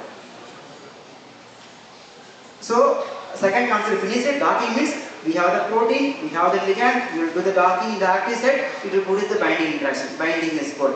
Based on the binding score, if it is showing good means that we can do the further process. Next, so simple concept in homology modeling, we predict the structure of the protein. In the docking, we find the interaction of protein and ligand. And in the one thing is in docking only we can find the interactions only, how much interactions. But we cannot tell the stability. எவ்வளவு stability இருக்கு நம்ம கண்டுபிடிக்க முடியாது. Homology மாடலிங்ல நம்ம 3D structure வந்து நம்ம try பண்ணோம். Second molecular டாக்கிங்ல புரோட்டீனுக்கும் small மாலிகுலுக்கும் docking பண்ணி எவ்வளவு இன்டராக்ஷன் பைண்டிங் எனர்ஜி கண்டுபிடிச்சோம். பைண்டிங் எனர்ஜி வந்து அதிகமா இருந்துச்சுன்னா நல்ல ஸ்டெபிலிட்டி இருக்குது புரோட்டீன் லிகண்ட் காம்ப்ளெக்ஸ். அதனால டிசீஸ் வந்து குறையும்னு அர்த்தம். தேர்ட் வந்து மாலிகுலர் டைனமிக் போறோம். இந்த molecular dynamic stimulations in the docking study we cannot find the stability. How much? We know that ligand will go to the active site of the protein, it will show the interaction, that only we can know. But we cannot tell how much time it will be stable inside the active site. That we can do in the molecular dynamic stimulation study. So in the molecular dynamic stimulation study, we will take the complex, we will take the protein ligand complex, which is the output of the docking study. Docking பண்ணிட்ட பின்னாடி நமக்கு protein ligand docking score இருக்கும். அந்த protein ligand complex எடுத்து நம்ம dynamic பண்ணலாம். Dynamic பண்ணும்போது நமக்கு வந்து எவ்வளவு ஸ்டெபிலிட்டியா இருக்குன்னு அது minimally we will run the dynamic simulation minimum 100 nanosecond for the publications. So 100 nanosecondன்றது டாக்கிங்கும் homology நம்ம நார்மல் கம்ப்யூட்டர்ல பண்ணிடலாம். ஆனா டைனமிக் வந்து we cannot டைனமிக்ல நார்மல் கம்ப்யூட்டர்ல பண்ண முடியாது. இது வந்து சூப்பர் கம்ப்யூட்டர் தேவைப்படும். அதுக்கு என்ன கான்ஃபிகரேஷன்னா இப்போ நார்மல் நம்ம லேப்டாப் எடுத்தோம்னா 8 GB RAM இருக்கும். அப்புறம் வந்து மிஞ்சி பண்ணா 250 GB SSD இருக்கும். அடுத்து வந்து CPU வந்து ஹை-ஃபை இருக்கும். அது வச்சு நம்ம பண்ண முடியாது.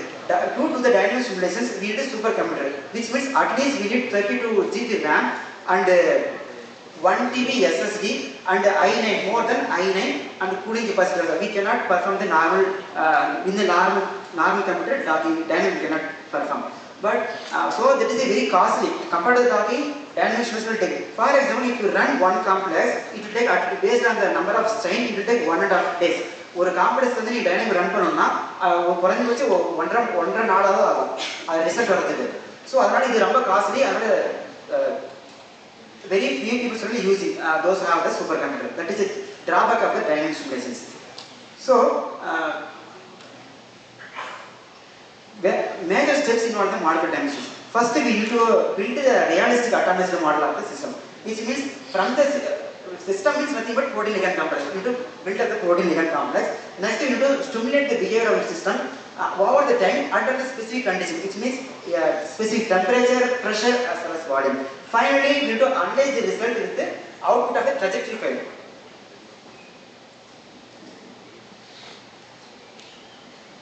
So in the first step, is first we need to get the valid protein structures. In the docking, we can do the missing residue also, we can do docking. But dynamic, it should be very perfect. If it is any missing residue means we cannot perform it because of protein structure la vandu oru sila amino acid illa dynamic endradhu enna condition na நம்ம human body la endha mari situation irukko. For example, nariya protein irukku, அந்த protein சுத்தி நிறைய water molecule இருக்கும். ஒரு vibration நம்ம உடம்புல இருக்கிற எல்லா ப்ரோட்டீன்ஸும் நடக்கும். அதே கண்டிஷன் வந்து டைனமிக்ல பண்றாங்க.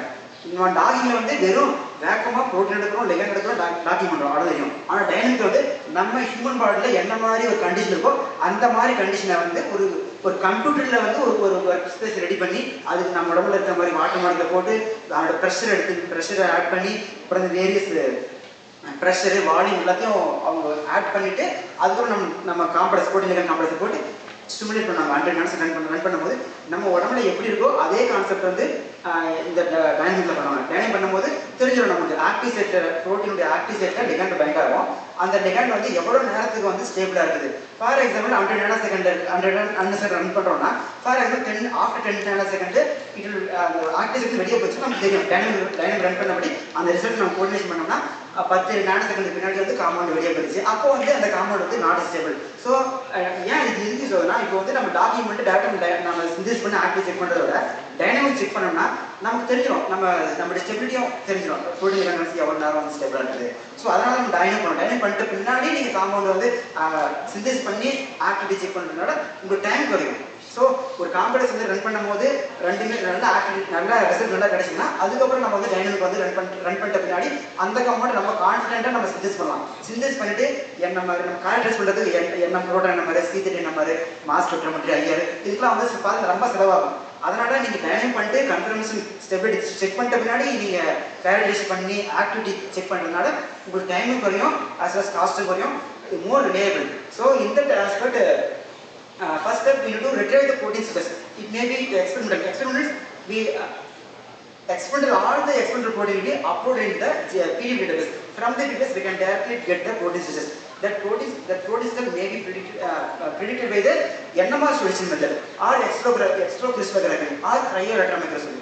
இதில் வந்து நம்ம முக்கியம் வந்து cryo-electron microscopy அதுதான் நம்ம சூஸ் பண்ணணும். ஏன்னா NMR solution மெத்தட் வந்து ப்ரிப்பேர் பண்ண protein வந்து clarity இருக்காது. So we always need to choose the cryo-electron microscopy. That is the first point. And next one, if you don't have the experimental structure, that time we can do the modeling of the protein structure. That we can do using the homology modeling, or we can use the alpha folder. நம்ம முன்னே சொன்னா நம்மகிட்ட protein structure இல்லை அப்படின்னா நம்ம alpha folderல நம்ம protein amino structure upload பண்ணா அது பக்காவா 3D structure protein நமக்கு கிடைக்கும். அந்த protein நம்ம ஃபர்தரா யூஸ் பண்ணலாம். நம்மகிட்ட எக்ஸ்பெரிமெண்டல்னா protein structure இல்லை அப்படின்னா next we can do the homology modeling also. If you don't have any proteins, that time we have only the amino acids that we need to upload into the UniProt database. That process is called as a blast. After getting blast, what is stimulated the amino acid is already deposited protein. That list will get. Those have more than 80% similarity. இப்போ நம்முடைய sequence amino acid சீக்வன்ஸும் already இருக்கிற protein சீக்வன்ஸும் 80% மேலே இருந்துச்சுன்னா அதை base பண்ணி நம்ம வந்து protein இப்போ வந்து சீக்வன்ஸ் ஒரே மாதிரி இருக்கும்போது ஸ்ட்ரக்சர் ஒரே மாதிரி தான் இருக்கும். ஸ்ட்ரக்சர் ஒரே மாதிரி இருந்துச்சுன்னா ஆக்டிவிட்டி ஒரே மாதிரி இருக்கும். அதனால அந்த பேஸ் பண்ணி நம்ம அந்த புரோட்டீனை ரெட்ரைவ் பண்ணி அது நம்ம லூப் மாடலிங் இதெல்லாம் பண்ணி அந்த புரோட்டீன் வந்து நம்ம டைனமிக் யூஸ் பண்ணலாம், டாக்கிங் டைனமிக் யூஸ் பண்ணலாம். That is a basic principle.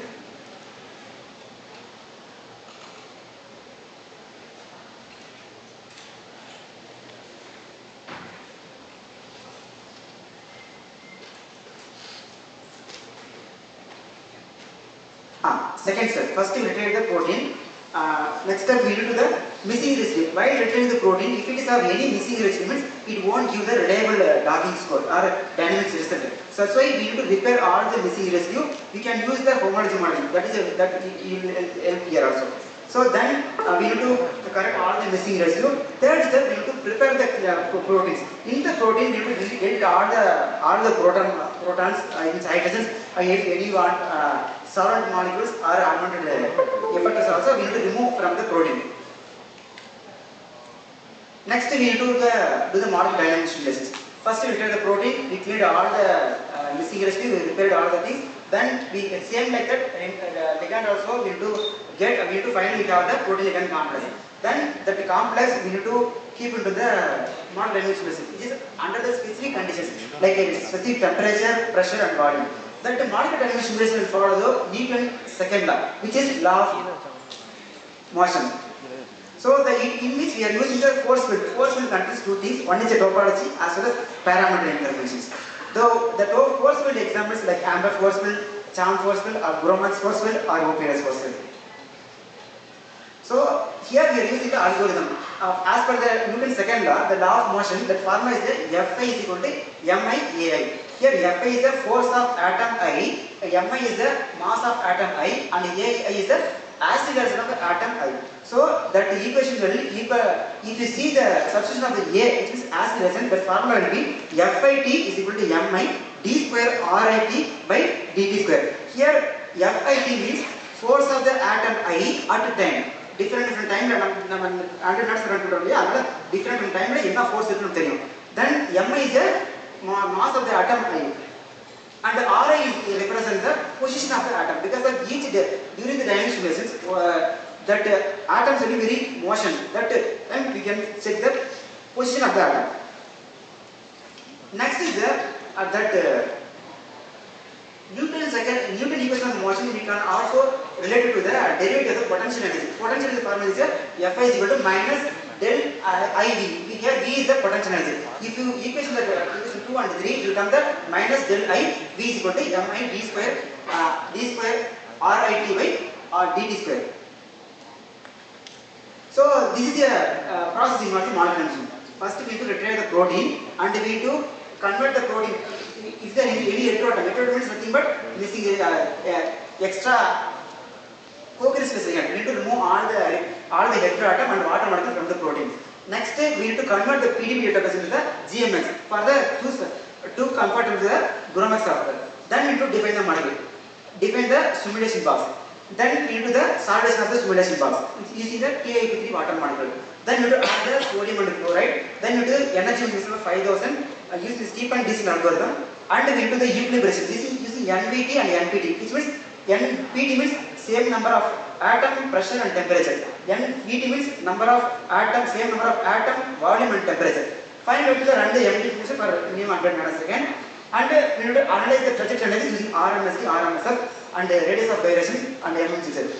Here I am going to tell the very basic concept. So in the dynamic simulations, நம்ம கிட்ட protein ligand complex இருக்கு. அதை வச்சு நம்ம எப்படி stability check பண்ணனும்னா, first we have the protein ligand complex that we need to keep the one box.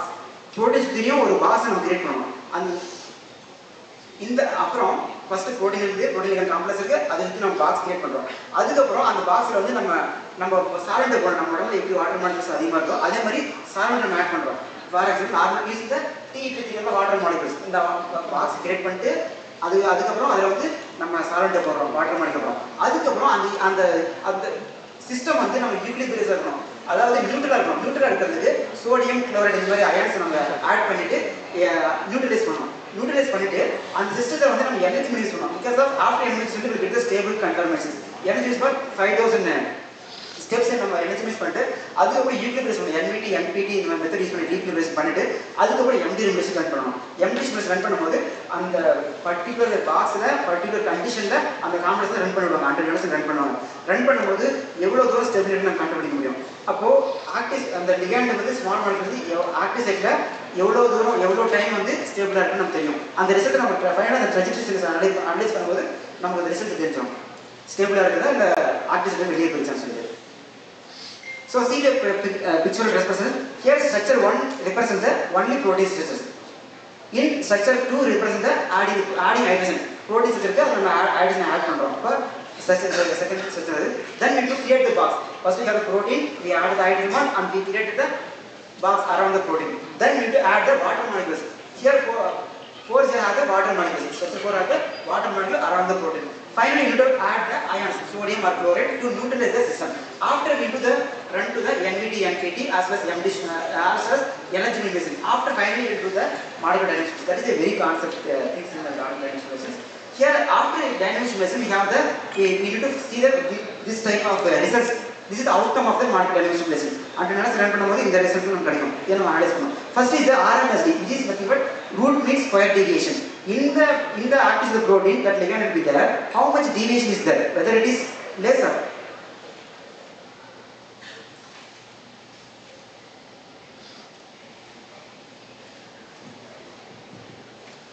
So we can analyze the RMSD, RMSF, RMS root mean square fluctuation.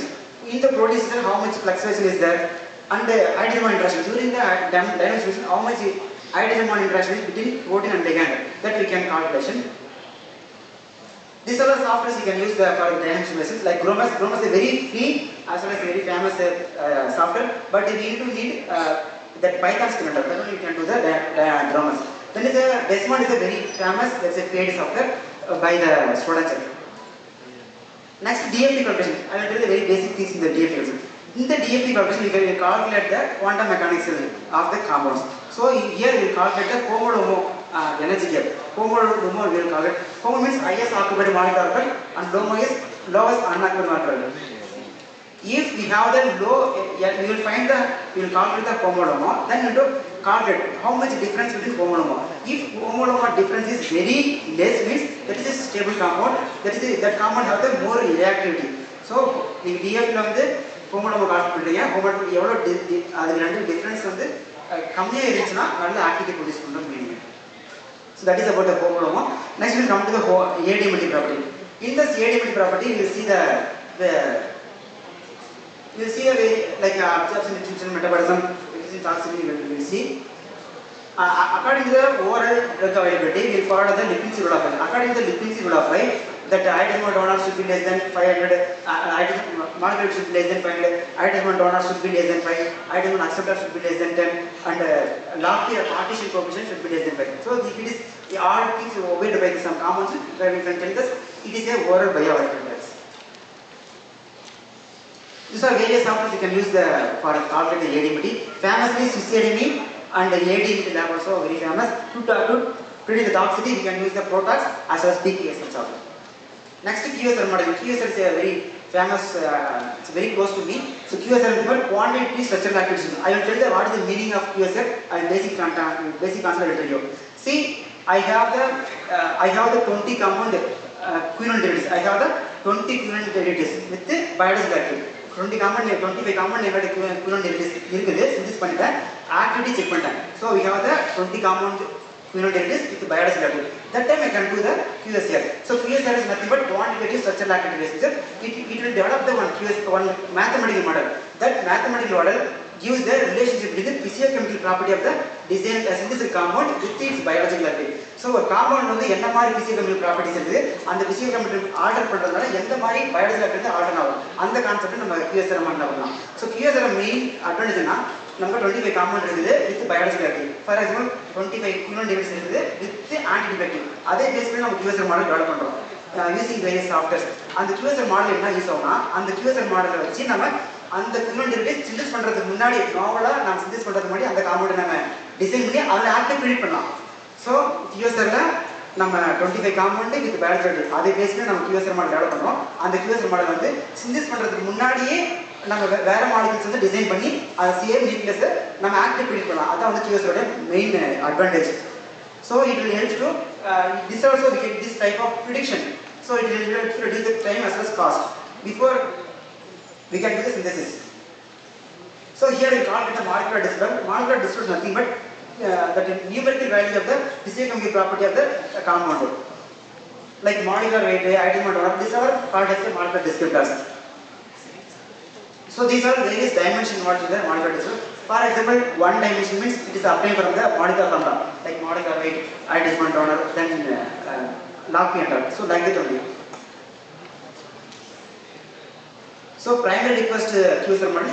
One thing is famous in the QSR, garbage in and garbage out. This means if you have the good excellent data set means you can get the excellent QSR model. If you have not proper QSR data set means you won't get the pure quality type of QSR model. So we need this always very excellent data set. I will tell you how to get that.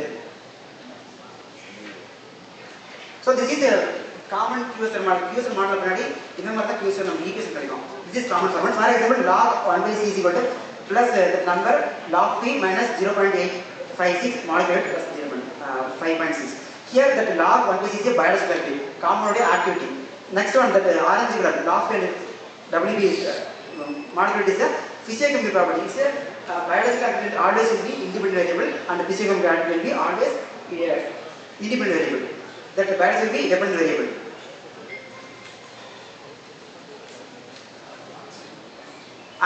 There is a OSC principle to produce a good QSR model. These are a list of QSR models for the OSC principles. We have various criteria. After doing the QSR modeling, we will get all the criteria like fitting criteria, internal validation or external validation. In the fitting criteria, R square is correlation, squared correlation coefficient. It should be greater than 0.5. And the important things that is CCC, which is concordance correlation coefficient. This also should be greater than 0.85. And in internal criteria, Q square LR, which is cross validation correlation coefficient, leave one out, which means from the data set one compound will eliminate and they will develop the QSR model with the remaining compound, and using this developed model they predict the activity excluded one, that is a Q square LR, that also should be value should be greater than 0.5, and R square Y square and Q square that also Y scrambling method or Y randomization method, in which they will shuffle the activity dependent variable variously and they will check the activity. It helps to find whether this developed model is developed by chance or by the real. So we can use these different softwares to develop the QSR model.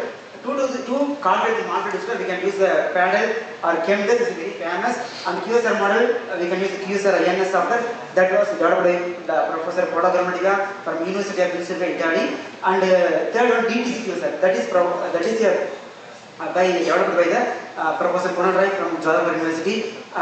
So these are list of softwares you can use for QSR model. Next is PHARMA modeling. PHARMA model is nothing but in the ligand molecules any type of compounds, where are the PHARMA features? PHARMA is nothing but number of hydrogen bond donor, hydrogen acceptor, and aromatic region and basic or acidic region. For compound the PHARMA features hydrogen bond hydrogen acceptor that's based on the PHARMA modeling. See the first step, that is a dopamine PHARMA features. First we will remove that, we will find the PHARMA features, then we remove the skeleton, then we will get the dots. After that we need to connect the dots, how much distance, how much angle. With that only if you design same molecules with a different substitution, but the same formula is, if this compound has the activity means, after designing that compound also will have the activity. In that aspect only, that PHARMA modeling will work. So these are softwares you can use the PHARMA modeling like F1 software and the case, and very famous is the PHARMA is not working now and the PHARMA is not working now. Next we come to metrology, very close to you in this conference. So metrology is a interdisciplinary approach that integrates the pharmacology, biological system and computational science. In the traditional pharmacology, it will target always one disease, one target, one protein in that only. But if you see there's some other disease and all, like cancer and all, it's a very multifactorial system. So it's a very complex to understand the system. That time we can use the molecular pharmacology to find the targets. So in the concept, molecular pharmacology எதுக்கு use பண்றாங்கன்னா, இப்போ நம்மகிட்ட ஒரு plant இருக்கு. For example cinchona வந்து ஒரு 5 compound முக்கியமான compound activity compound. அந்த காம்பவுண்ட்லாம் வந்து we know already that quinine will have excellent anti-malarial activity. அந்த 5 காம்பவுண்டுமே வந்து ஆன்டிமலேரியா ஆக்டாவும் நமக்கு என்னென்ன நம்பர் ஆஃப் ப்ரோட்டீன்ஸ் இன்வால்வ் ஆகுது, எத்தனை ப்ரோட்டீன் டிஃப்ரெண்ட் ப்ரோட்டீன் இன்வால்வ் ஆகுது கண்டுபிடிக்கும். So that metabology mainly helps to find the multi drug target. That is the main metabology. So first we to do the network analysis we need the compounds. Number synthetic compound or the natural compound we need. That is the input of the network analysis. Next we need to see the targets like this proteins or genes. So நம்மளுக்கு compound இருக்கணும் அப்புறம் வந்து protein structure also we need. What are the targets? Next pathways. What are the pathways involved like kick pathway like MCAR and MAKB and NFKB is pathway. Then gene ontology. In gene ontology will upload the compound smiles into the output into the kick pathway. Then they will website. Then they will get the what are the various proteins involved. That also we calculate the molecular function, biology profile, cellular component. Now I tell the basic things what we will do in the network. First நம்மகிட்ட வந்து compound இருக்குது plant இருக்குது plant வந்து various compound நம்ம எடுத்துட்டோம் for example ஒரு plant choose பண்ணி அந்த பிளான்ட்ல வந்து 30 காம்பவுண்ட் இருக்கு அந்த 30 காம்பவுண்ட் நம்ம ஸ்கிரீன் பண்ணணும் 30 காம்பவுண்ட் எடுத்து ஒரு 5 காம்பவுண்ட் யூஸ் பண்ணணும் ஸ்கிரீன் பண்ணணும் எப்படின்னா அந்த காம்பவுண்டோட பிளட் லைக்னஸ் ப்ராப்பர்ட்டி நம்ம ப்ரெடிக்ட் பண்ணணும் blood likeness or bioavailability base பண்ணி 30 காம்பவுண்ட் வந்து 5 காம்பவுண்ட் சாட்டிஸ் பண்றோம் ஸோ நமக்கு பிளான்ட் இருக்குது பிளான்ட்ல 30 காம்பவுண்ட் இருக்குது 30 காம்பவுண்ட் வந்து 5 காம்பவுண்ட் ஸ்கிரீன் பண்றோம் ஸோ நம்ம கையில் வந்து காம்பவுண்ட் இருக்கு நெக்ஸ்ட் என்ன பண்ணணும்னா காம்பவுண்ட் டார்கெட் ஐடென்டிஃபை அந்த காம்பவுண்ட் எல்லாத்தையும் நீங்க ஒரு வெப்சைட் இருக்கு that is called as a Swiss target position. In that website if you keep this smells of the compound into the Swiss target these compounds may target what are the other targets. So அந்த compound வந்து நம்ம உடம்புல வேற என்ன டார்கெட்லாம் போய் find ஆகுது அந்த concept வந்து அந்த list of compound list of protein we can get it from this website. If you keep this smile format of the compound into the Swiss target, its name is target position. If you keep this smile to the Swiss target position, you will get the number of targets which may inhibit by these compounds. So that we can do. So நம்மளோட compound இருக்கு with compound targets. அந்த compound என்னென்ன டார்கெட்னா involve ஆகும் அந்த எல்லா டார்கெட்டும் நம்ம இருக்குது. So next we will get the disease target. So one side we have the compounds with the compounds target. Next we need to get the disease target, which means for example I am going to work on the cancer means I need to retrieve all the cancer related target. Target nothing but protein. It may be enzymes or it may be receptors. So we need to get all the target proteins.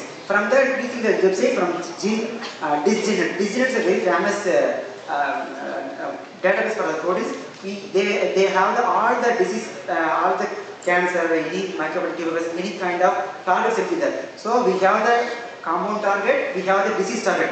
Disease target, for example, cancer நம்ம choose பண்றோம்னா அந்த compound வந்து என்ன target include பண்ணிட்டு ஒரு list எடுக்குது. அடுத்து நமக்கிட்ட வந்து கேன்சரோட ப்ரோட்டீன்ஸ் ஒரு கேன்சர் இன்வால்வ் ஆகுதுன்னா கேன்சருக்கு என்னென்ன ப்ரோட்டீனா இருக்குது அந்த லிஸ்ட் இருக்கு. So we have the compound target as well as disease target. Next இந்த network model we need to find the hub genes. Hub genes means ரெண்டு டார்கெட்ல எந்த டார்கெட்னா காமனா இருக்குது. ஸோ நம்மளுடைய காம்பவுண்ட் என்னென்ன டார்கெட்லாம் இன்க்ளூட் பண்ணுதோ அந்த லிஸ்ட் உங்கள்கிட்ட ஒரு சைடு இருக்கு. இன்னொரு சைடில் நம்மகிட்ட வந்து டிசீஸ் ஃபார் எக்ஸாம்பிள் நம்ம கேன்சர் போட்டோம்னா கேன்சர் டார்கெட் எல்லாத்தையும் நம்மகிட்ட இருக்கு. ஸோ இந்த ரெண்டு டார்கெட்டும் எதுலாம் காமனான டார்கெட் அது நம்ம that need to retrieve. That is called as a hub genes. Hub genes is what are the targets which involve both the compound target as well as disease target. After getting that hub genes that we need to upload into the cytoscape with a plugged with the cytoplasm. Then we need to find from the for example on 1000 compound that compound target will be 1000 that disease target will be 1000. After seeing that the hub genes it may be 50 means from the 50 also we need to short list to the 10 based on the we need to upload this to the cytoscape under the string database. Then we will short list the top 10 or top 5.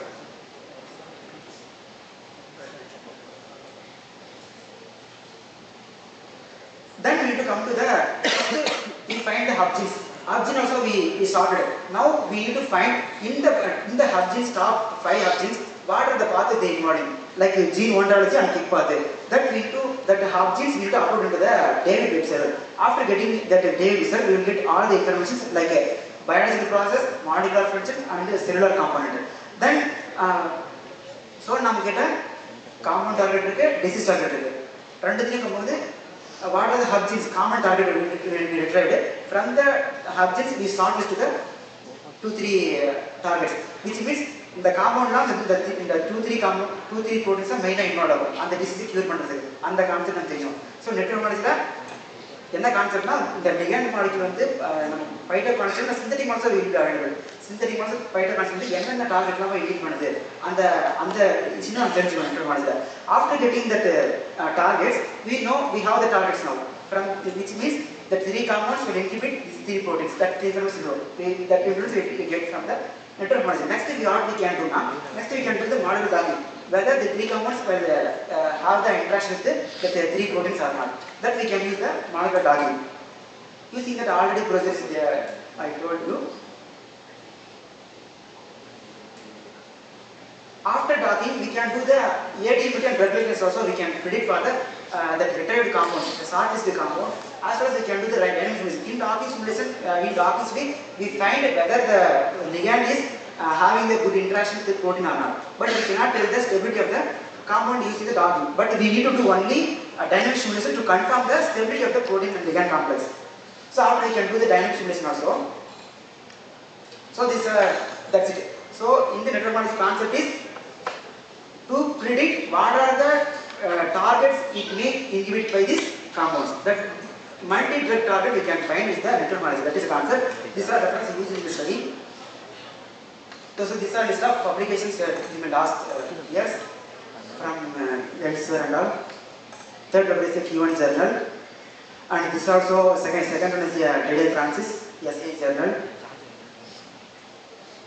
So I want to acknowledge, first of all, thank to the management and principal and secretary for the organizing secretary for the opportunity, Sri College of Pharmacy. Thank you so much. And I also want to thank to the management of Acharya Institute, Acharya and BMD College of Pharmacy, Bangalore, for the continuously supporting to do research and all. So these are last month I got the PhD award from the SR University. Thank you.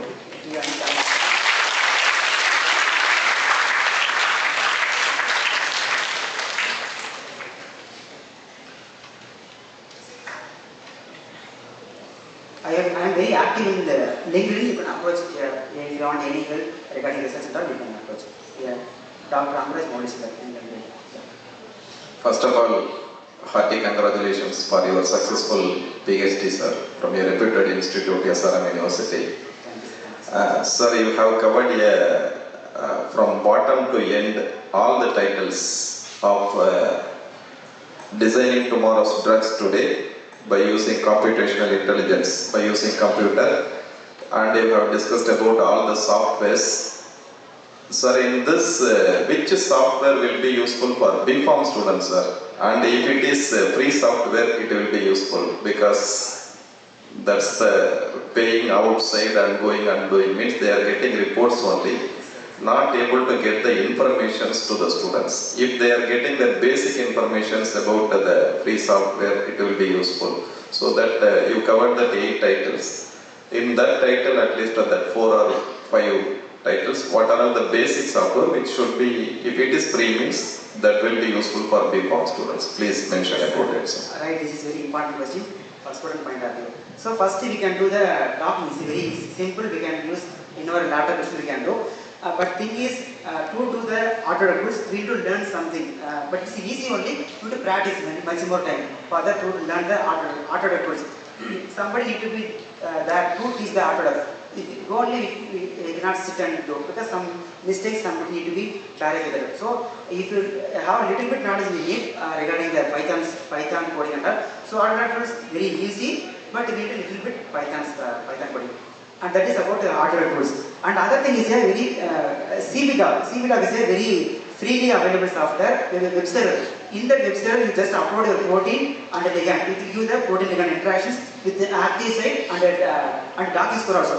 That you can download that protein ligand complex. You can upload into the Bio Display Studio to find the 2D and 3D interaction of the protein ligand complex. So you can use the autodactyls. That is the first one. And you can use the CBDOC tools, web server. That is very easy to do the malware tagging. So malware tagging is easy. Next we will come to the ADMT. Is very easy. So ADMT means to find the physiochemical property and toxicity of the compound. It may be natural compound, or it may be synthetic compound, or it may be your own design compound. So ADMT also we can use. The very famous web server is like Swiss ADMT for the calculation of the molecular calculation of physiochemical property.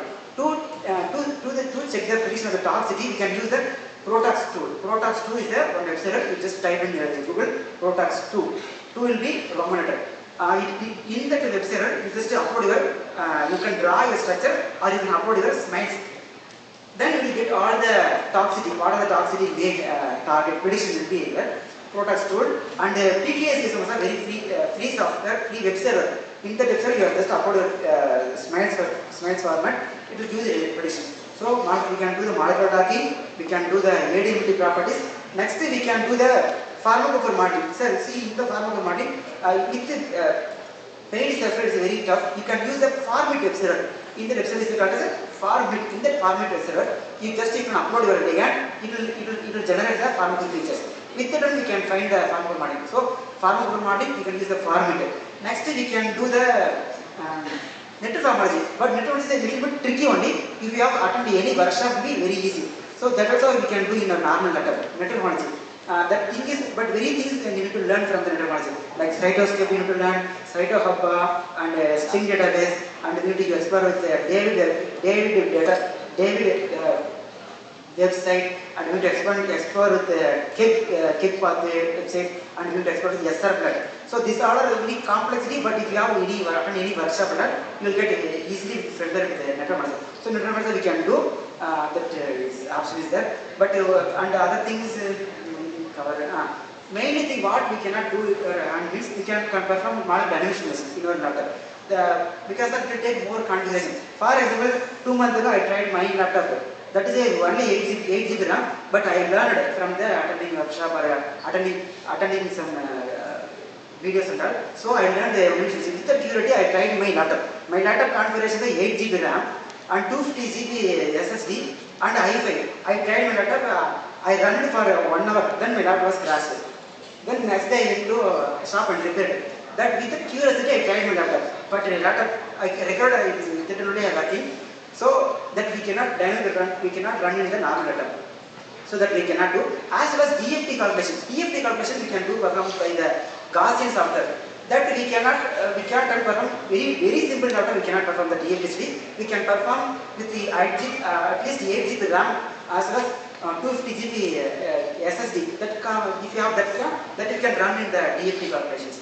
Then homology modeling we can perform very easily with our own. There is no need any costly thing. So homology modeling is one famous web server is called as a Swiss model. In that Swiss model, for example, you getting any protein from the PDB database, but the protein have some missing residues. If you are doing the docking with that PDB database, that missing residue, that result will be more reliable, but it may be not wrong predictions. So to repair the missing residue, we can upload this protein FASTA we can get it. That FASTA will need to upload into the Swiss model. If you upload in the Swiss model, it will repair the missing residue. It will give the proper securities for the protein. That protein you can do the docking and other two things. So we can perform the homology modeling also. So we cannot perform this one first is dynamic. We have supercomputer, we can perform. And DFT, little bit you have good configuration, we can perform DFT. And QSR also we can perform. QSR we can get the license from the DTC QSR developed by the professor Polagrammatica. Sorry, Colonel Rai from the Jodha University. That we freely we can do that QSR modeling. And if you have any good knowledge in QSR, that time we can get free software from the QSR from the professor Polagrammatica. So we can do docking, we can do ADMT, we can do the homology modeling, we can do the netopharmacology, and we can do the pharmacophore modeling, we can do QSR modeling. Except dynamic simulation, and we can perform dynamic DFT also with good configuration. Thank you for your detailed information, sir. Actually, you have given very detailed in silico evaluation. All the titles nearly you have covered. Students, it's the open session for your questions. Any questions? This is my first presentation.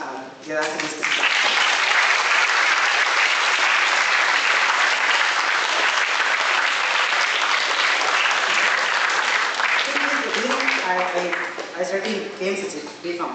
That time I am very curious. I always touching my gate, my staffs to learn something. So in that only I learned first I learned tapping and everything. Then in KMSH one professor Dr. K.K. Sivkumar sir, that sir included me in the project proposal.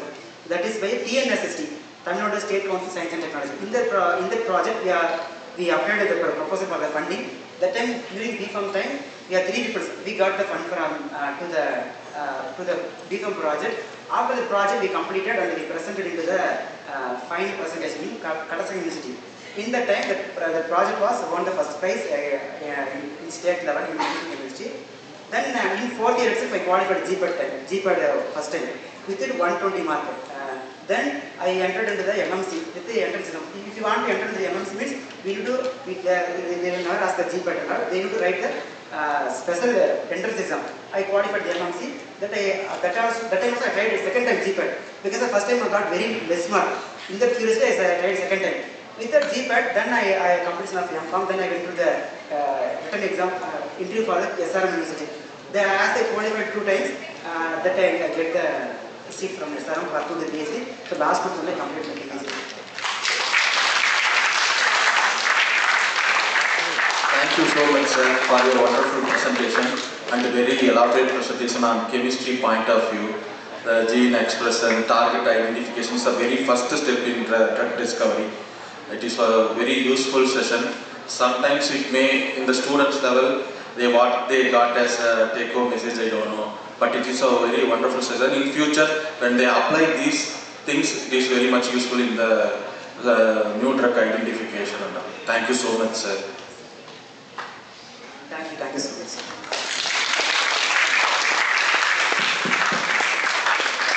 Thank you so much, sir. Now, I would like to call upon our esteemed chairpersons, Dr. S. Anand Kumar and Dr. V. Suresh, to honor our chief speaker, Dr. M. Ankuraj.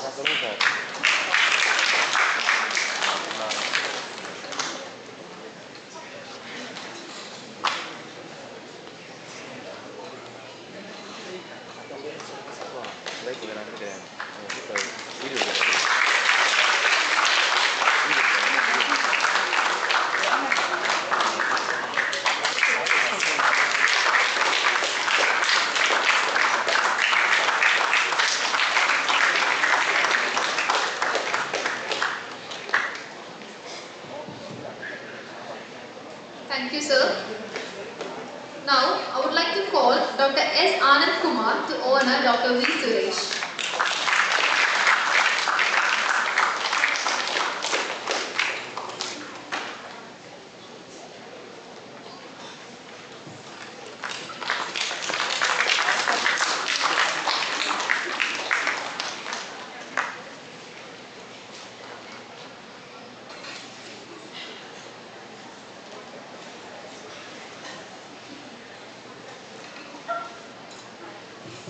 Thank you, sir. Now, I would like to call upon stage Mr. M. Subramani, Associate Professor, Department of Pharmaceuticals, to honor Dr. S. Anand Kumar.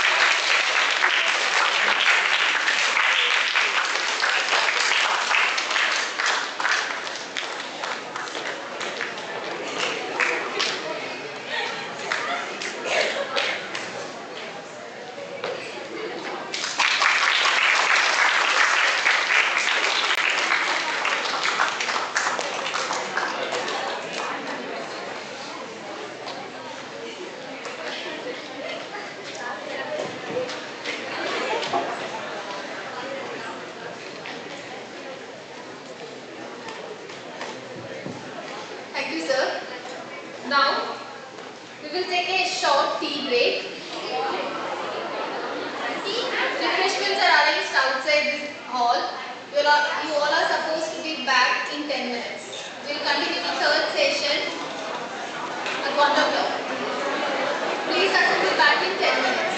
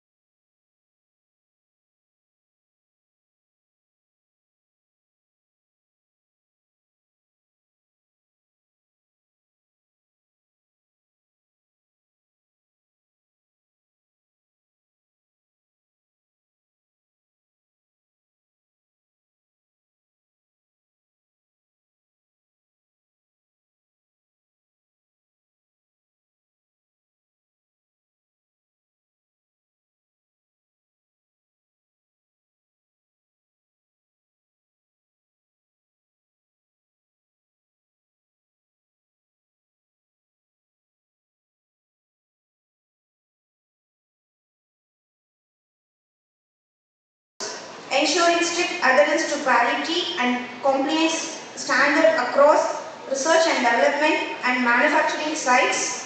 Mr. Raven possesses extensive hands-on expertise in operating and troubleshooting a wide range of analytical instruments such as HPLC, UPLC, UV, IR, Raman, AAS, mold and particle size analyzer, dissolution apparatus, KF, and polarimetry, and wet analysis techniques. His background includes significant contribution in pharmaceutical analysis, method qualification and verification, reference material management, clinical compound support, and toxicology batch studies. He has previously served as Syngene International Private Limited, Bangalore, and Strides Pharma Science Private Limited, Bangalore, where he handled analytical operations, method development, validation, documentation review, statistical analysis and quality data interpretation with precision and scientific rigors.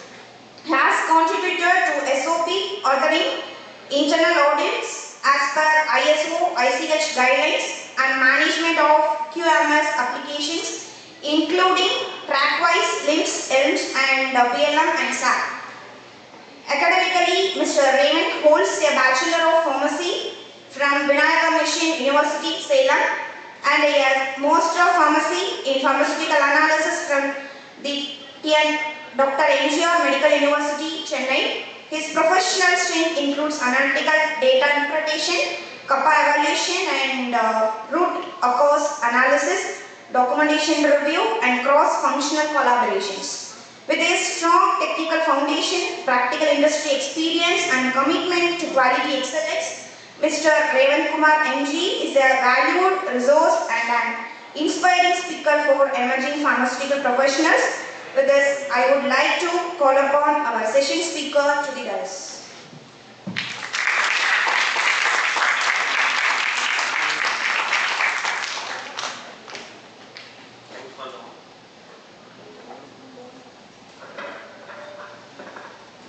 Thanks for welcome.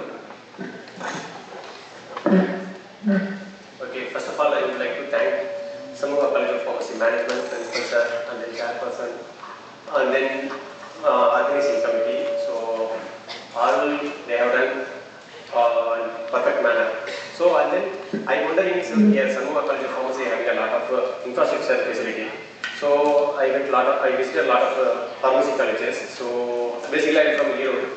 And then nearby my home, Erode College of Pharmacy is there, Nanda College of Pharmacy is there. So after that, I have not seen any infrastructure facility more than PHA and then HC. But here they have a lot of infrastructure, good infrastructure. So first of all, congratulations for the Samuva College of Pharmacy management. Okay.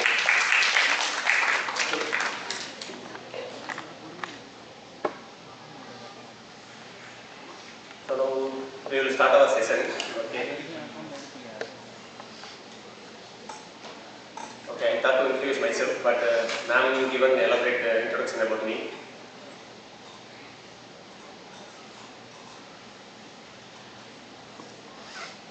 Okay, so here this ma'am is just it is not given the details to ma'am.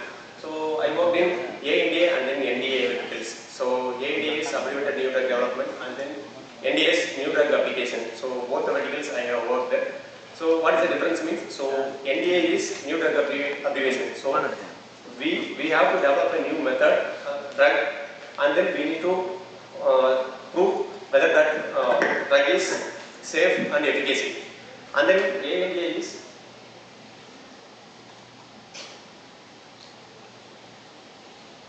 okay, ANDA is abbreviated new drug means, so already that invented drug, it is going to expire and then we need to prove that is a bio-equivalent to that NDA drug. So this is the difference between ANDA and then NDA. So here most of the B.Com students are there, so it is important to know what is the ANDA and NDA. So please go through about this. Okay, this is today's topic about the session. So pharmacology for global health, equity, and then bridging the gap in drug access and affordability. My voice is audible. When I am turning back, it is you are having a low voice, right? I guess nobody is listening me.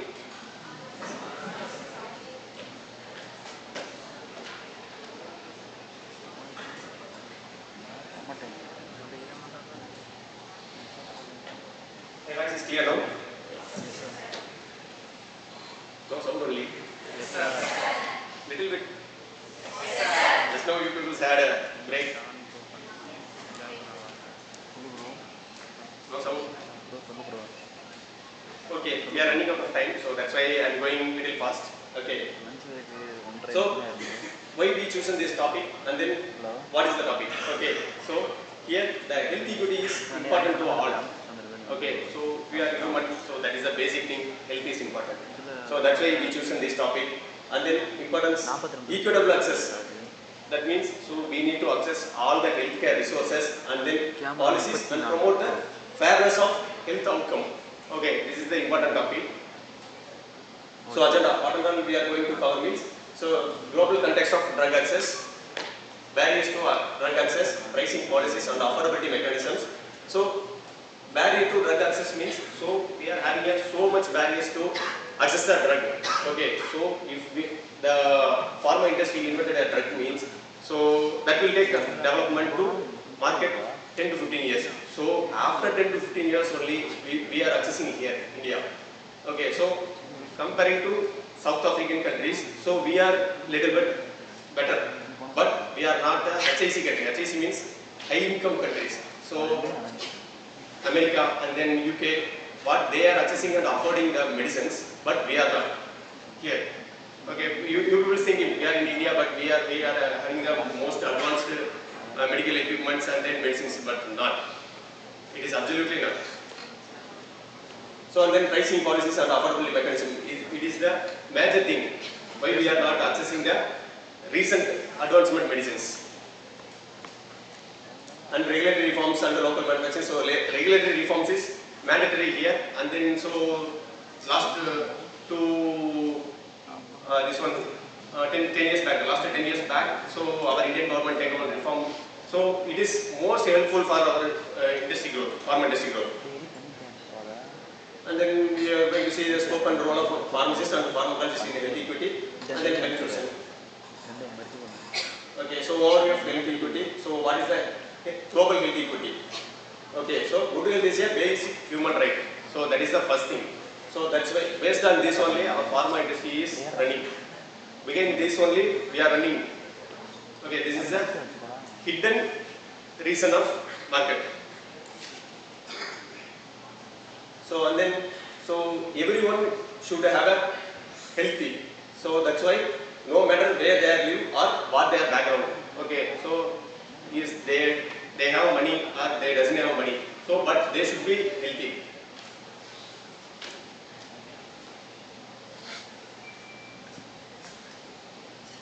Okay, so this is the health differences. How the health difference is differing. So based on poverty, lack of education and discrimination.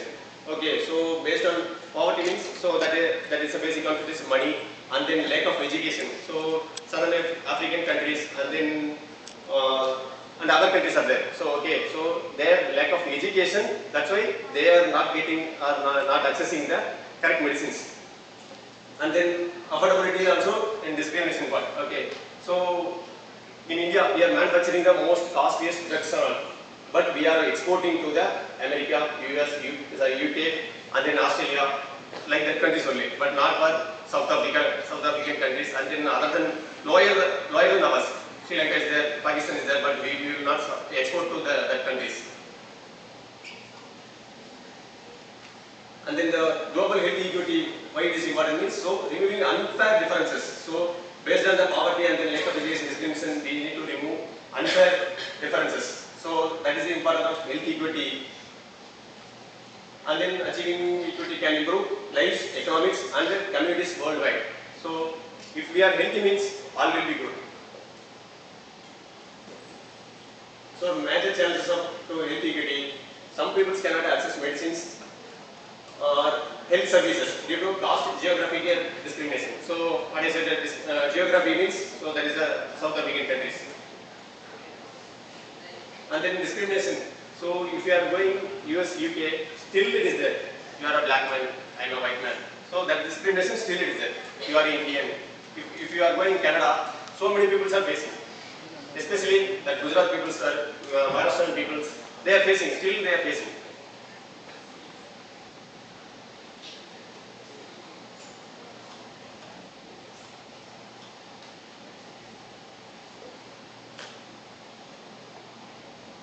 Okay, the role of pharmacology in global equity. So pharmacology is a science. Okay, so how the medicine is to be developed and then how it is working and how it to be used. So that is the base of pharmacology. So pharmacology is a part of global health equity. And then so pharmacology is only the making of essential medicines. So inventing medicines. So pharmacologists, I don't know. So many of pharmacologists, they know they will prefer only teaching line. Many of the pharmacologists I see, they are in teaching field only. One or two people only they are going to research. But research is the most important part of pharma industry.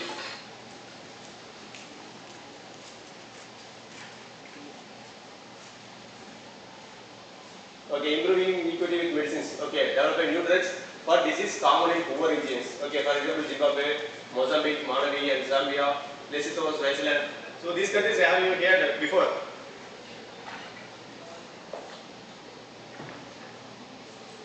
Have you heard of that? This side, right side, last benches are sleeping. Have you heard of these countries? Is it all? Okay. Which country? Where is Switzerland? Have you heard this country? See, we are affording here antibiotics commonly. For example, amoxicillin and then clavulanic acid. So, but they are not accessing there. That is, they cannot access. Okay, so that is common for us, but they cannot access there.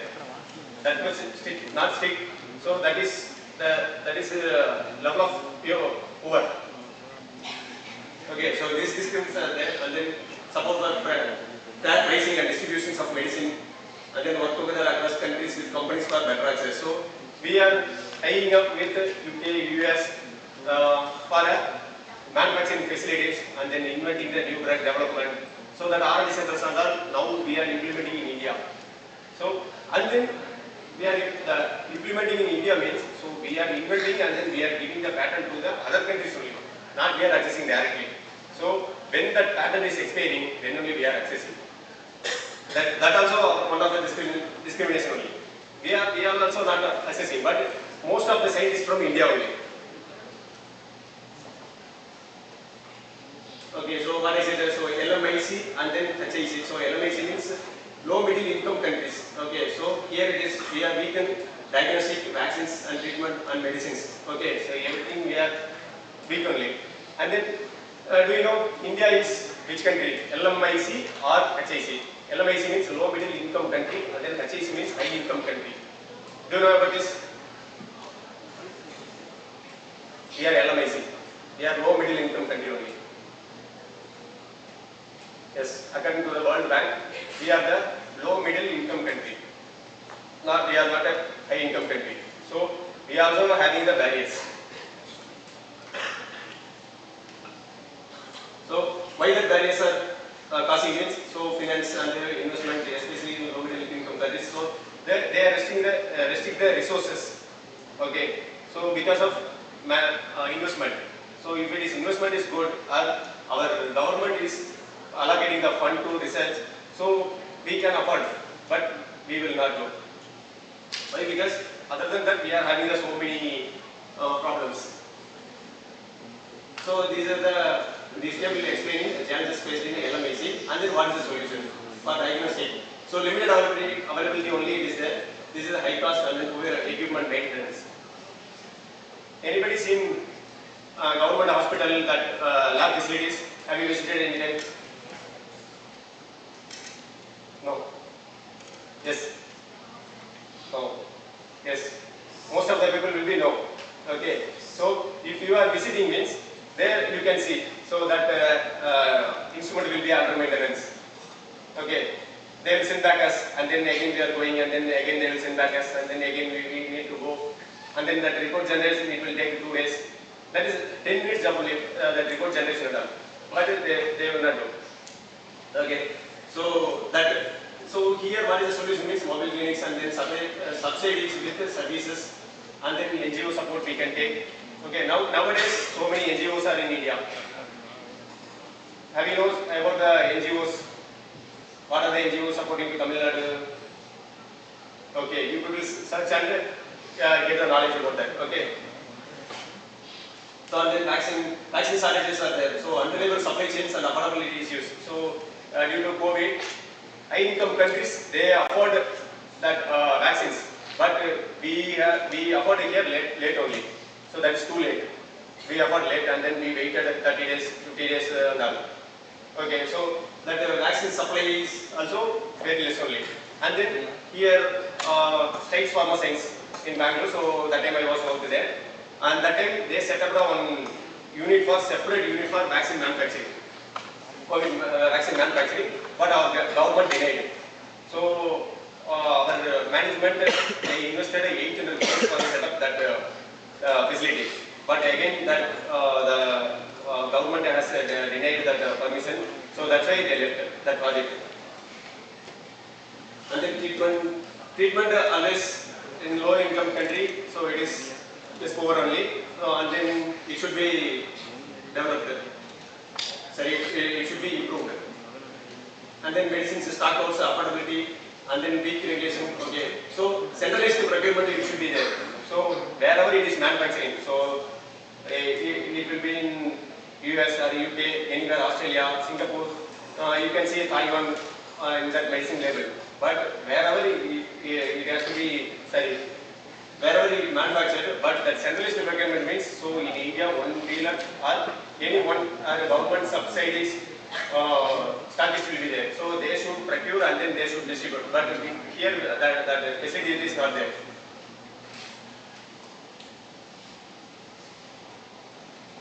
And then where is other barriers are R&D feasibility. So in R&D feasibility, so we are developing a drug in slow process only. So I said previously, so 10 to 15 years it will take. So from target identification to market, it will take 10 to 15 years. This is a slow scientific process only. And then development of medicine, vaccine, everything, and then cell gene therapies. In India, cell gene therapy development, R&D development center, nothing is there in India, but other countries have. Just now we are increased the number of A&D research centers in India. Around 200 R&D centers are there, but all related to A&D. NDA research centers we can find in less than 10 only. Less than 10 only. In Bangalore 2 are there. That's it. In Bangalore, Bombay, and then Gujarat 1 is there, and then Hyderabad 2 is there. Less than 10 only. In Chennai it is not there.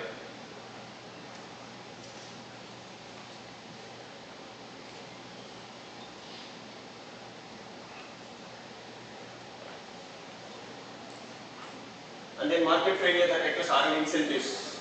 Okay, so insufficient clarity. Okay, who is the investor to the drug inventing?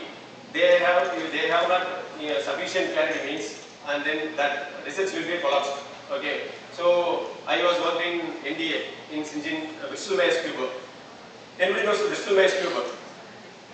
Okay, that is our pharma industry, so pharma company that is based on US, and then they will not do ANDAs, they will do only NDAs. NDA means new drug only they will develop and then they will execute in market.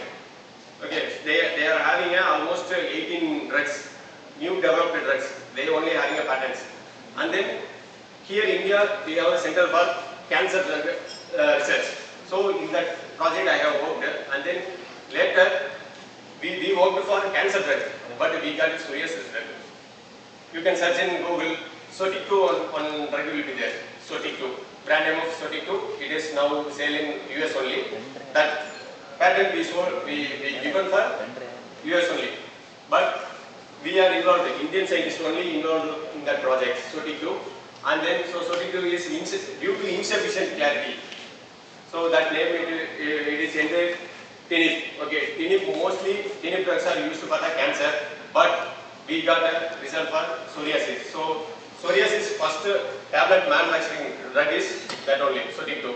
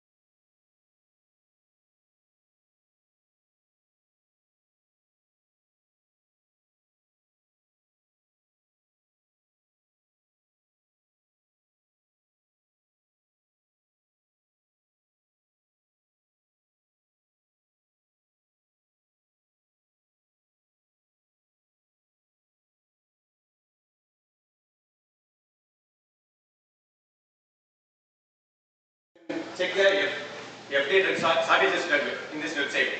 Okay, FDA drug shortages one website is there. So here you can check. You can see this picture. Okay, so here it is the current result of shortages and then discontinued drugs and then therapeutic categories, new and updated. So in that new and updated, what are the drugs are discontinued and then what are the new approved drugs? So that details you can get. So pharmacy students, you should be updated day by day. Yesterday what drug released, today what drug discontinued. So that all you should be aware. Okay.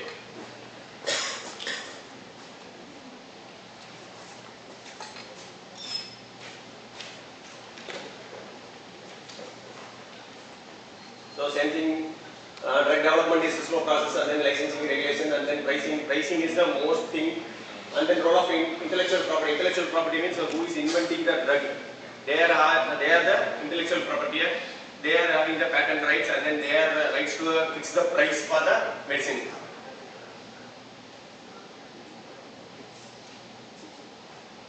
So socio-economic and then geographic disparities. Okay, the disparities for LMIC and then HAC is the most cost for the health equity. So systemic challenges in drug development, okay, that is a very expensive and slow, especially in poorer countries. Okay, so India also poorer countries, so that's why we are don't have a R&D center for NDA. Okay, so we are developing. Why? Because we are developing and we are giving to the other countries. Why? Because they are the investors. For a project, they will invest 500 crores, 600 crores, and 800 crores. In crores only they will invest.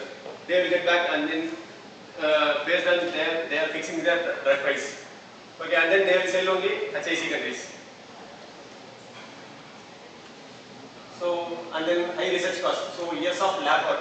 Okay, around in the NDA, almost now 17 projects is going, which I was worked in VMS. So, that is 17 projects. So, each project they are investing 500 to 800 crores. So, 17 projects means you imagine how much crores they are investing for R&D. And then if whether that is success or unsuccess. Unsuccess means that is lost only. So every month they have to pay for the scientists and then logistics and then extra instruments and then facilities, management, maintenance, everything they should pay. If that drug is unsuccessful, that is everything is lost only.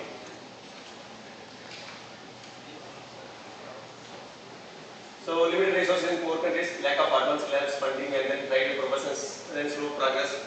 Okay, so we don't have here, so no need to discuss only. These all HI countries only have funding in government only, but they are funding, and then subsidies they are giving for the industry, pharma industries, and then you know about Novartis, Eli Lilly, Pfizer, Johnson and Johnson. You know, right? Okay, they are all US-based companies. Okay. US government only, they are giving subsidies for the research.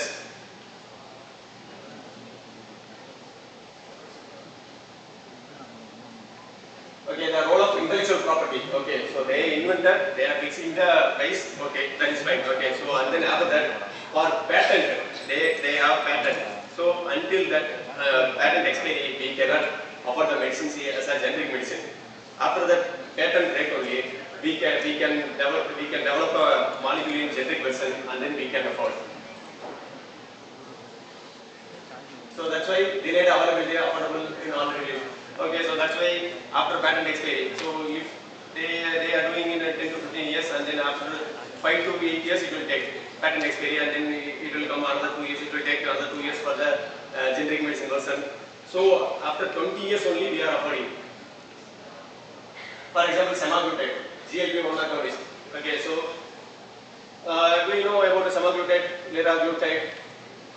This is a glucose-like peptide 1 agonist.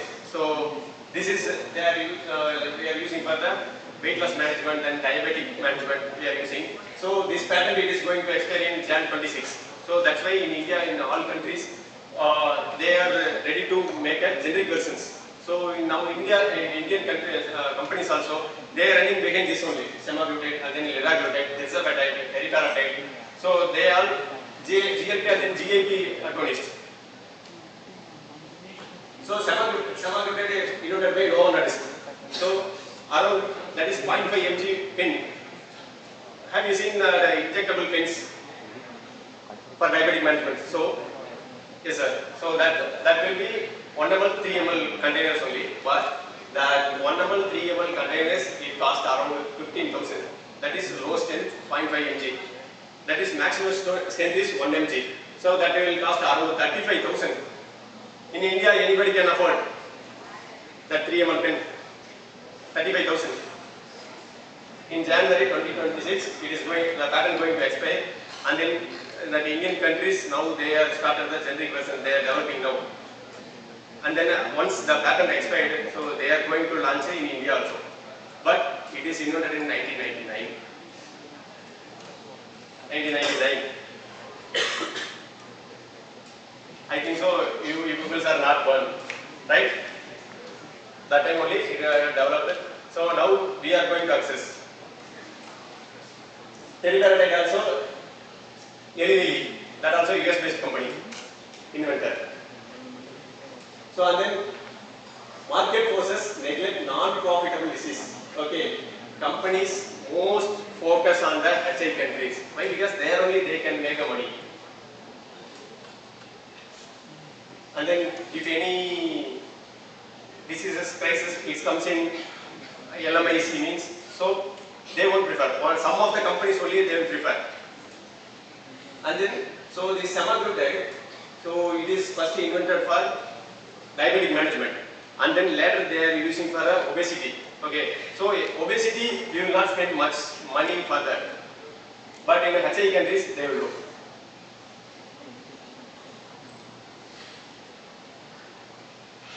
Okay, so more focus on the HI countries, okay, disease. So healthcare infrastructures that will be good, and then in LMIC that it is less only infrastructure facilities and then affordability and cost. So and then affordability and cost. So affordability means, so here we are paying from our pocket. Okay, I pay out from our pocket. So that's why in India, do you know one program they introduced in our India, now that became an organization, NPPA. Have you heard about NPPA? National Pharmaceutical Pricing Authority. Okay, so I will show that screenshot also. So and then insurance and subsidies. Okay, how many of here taken health insurance? Great, sir. Yes, that is a good thing. Okay. Per year, if you are spending 10,000, 15,000, that's it. Okay. But if it comes means 5 lakh, 4 lakh, it will go. So yearly 10,000, that is, you leave it. Okay. You take it, insurance. So that is the good thing. In HI countries, that insurance is must. How we are taking an insurance policy for a bike? We are taking a bike. That is not a living one. Okay. That is a thing. That's it. But we are thinking to take a policy for us. So and then supply chain distribution, that also will be bad in LMIC. So due to the so many reasons. And then clinical trials and R&D, okay. So here also same thing, only clinical trials and R&D. Here we want to only one company done clinical trials in India, Apotex, and then they were closed. Some of politics and then some of pharma industry pressure. So that's why they closed here and then they went back to Canada. Apotex is a Canadian country pharma company. So and then education and health literacy. So here we also have low awareness. Misuse of medicine is common. Okay. So misuse of medicine is common means, so now recent 1 week back, superbug crisis it came.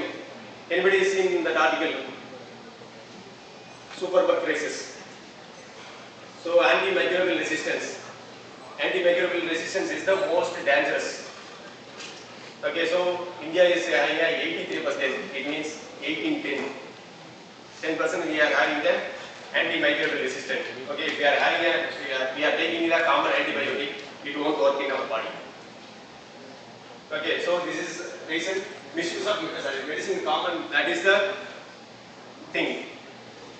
Main reason for that. So and then government funding policy. Okay, so limited budgets. Okay, so our government also here limited budgets, not budgets, don't say allotting. And then we are having our manufacturing and then R&D center in Kanchipuram, in Tamil Nadu. Anybody knows? B.Pharm students, they should know, but it is not in operating medicine. Why? Because our Tamil Nadu government, they are not allotting the fund to run the industry. We are, how we are getting the medicines for government hospitals? They are getting the tender to Andhra and then Maharashtra, Gujarat. Instead of that, we can manufacture, we can do development, we can do everything. We have resources, but we are not using.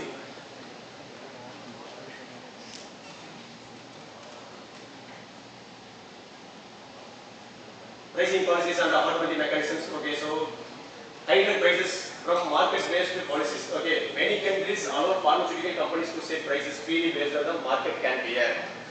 It means, okay, if the paracetamol can manufacture at around 50 paise means we can fix the price for 5 rupees. The country itself following. Why? Because we are weakened. Okay, country itself following. And then why? Because so that manufacturer, inventor, everything they come from other countries. So that's why. So and then they are fixing based on their market price. Okay. For example, this also one scandal happened in 2015. Okay, in 20th century, 2015, Valiant Pharmaceuticals price gouging scandal. Okay, so what they will do, Valiant Pharmaceutical is the one company. They are acquiring who are the low means so low cap to middle cap pharma companies. They will acquire and then they will fix the price. They will manufacture and then they will fix the price for Isuprol and then Nitrobus. For those two medicines, they fix the margin for 525% and then 212%. After that, they got noticed by US FDA. US FDA is the one regulatory authority of America. They are they are ruling the pharma industry in the worldwide. Now, we know a number of pharmacopoeia is there. US pharmacopoeia, British pharmacopoeia, European pharmacopoeia, Asian pharmacopoeia, Japanese pharmacopoeia, Chinese pharmacopoeia, all are there. Now, we are aligning with US FDA. Now, US pharmacopoeia is, they are ruling the other countries also. So that's why, except the China pharmacopoeia, Chinese pharmacopoeia, all are aligning with the US pharmacopoeia.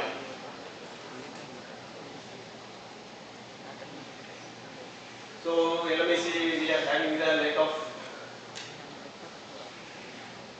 of regulatory frameworks. So that's why that is the reason for the drug control price. Okay, so India we are safe. How safe? Comparing to other countries, 20% safe. So we are having ICIS our program NPPA, National Pricing Pharmaceutical Pricing Authority in India. This is it. So they are having the motto medicines at affordable prices. And then because we care for your health and your pockets also. They are taking care. Based on this motto only, they started NPPA.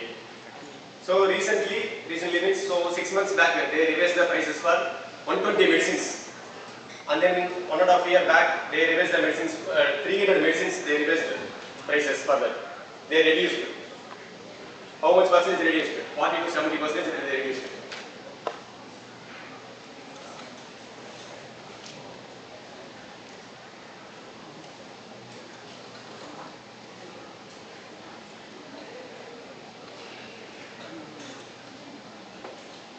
Okay, we are having regulatory reforms and then local manufacturing, I said previously. So, and then government support. Okay, budget allotment for R&D. Okay, it is now it is started. It is less only, but now they initiated for the R&D investment. And then now we are having the schemes Make in India. How many of knows Make in India? Anybody knows? What products are all used in Make in India? Under Make in India, have you seen any products? Nobody seen under Make in India.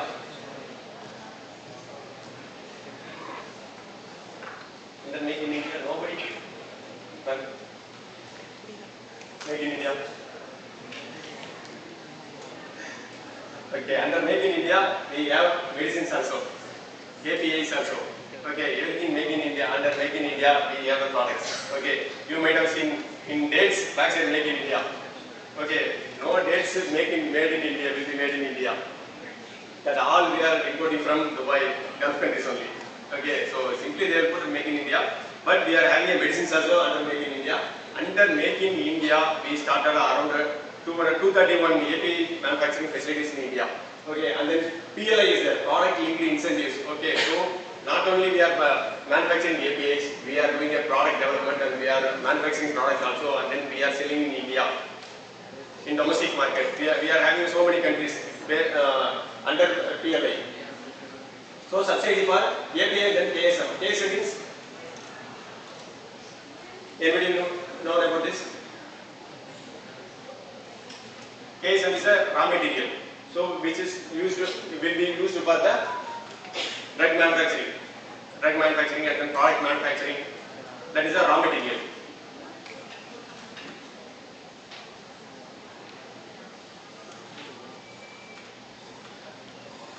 Okay, so here what is the use of Make in India and then PLI and then subsidies from government means, so reducing dependence on import of a key bulk drugs. Okay, so India before 2014 we relied on import from China. Up to 70% we relied on China. Okay, 70% of the most essential medicines we got from China only.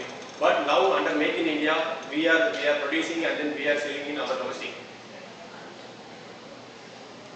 So before Make in India, so that is 70 to 80%, and the essential drug 90% from other countries, China, South Korea, Japan, Singapore, so that is spelling mistake, and then Taiwan and other European countries. Okay, so API production capacity that time it was 10 to 20% only. But now after Make in India, we are depending 50 to 52% that the only. So that is a use only, but still it need to be developed. And then 35 critical APIs. Okay, clavulanic acid, atorvastatin, aceclopyr, metformin, amoxicillin, azithromycin. That all now we are manufacturing here only, and manufacturing means API as well as product also. So before we relied on other countries only. So 261 manufacturing units started, around 71,000 employments are produced under those three schemes.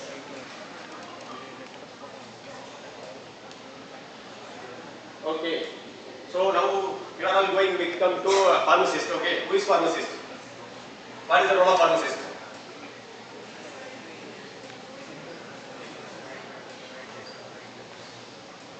What is the role of pharmacist? Who is pharmacist? In one line? Anybody?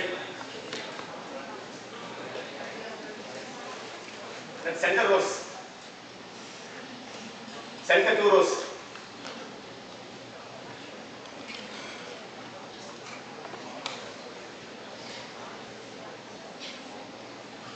What is the role of pharmacist? Who is pharmacist? Okay, you can say proudly and loudly. what we will do? We will teach how to use medicines correctly to keep healthy people. Okay, so this is our goal. Okay, so pharmacists, we are the unsung hero and heroines. Anywhere you seen, people will talk about a doctor next to nurse, that's it.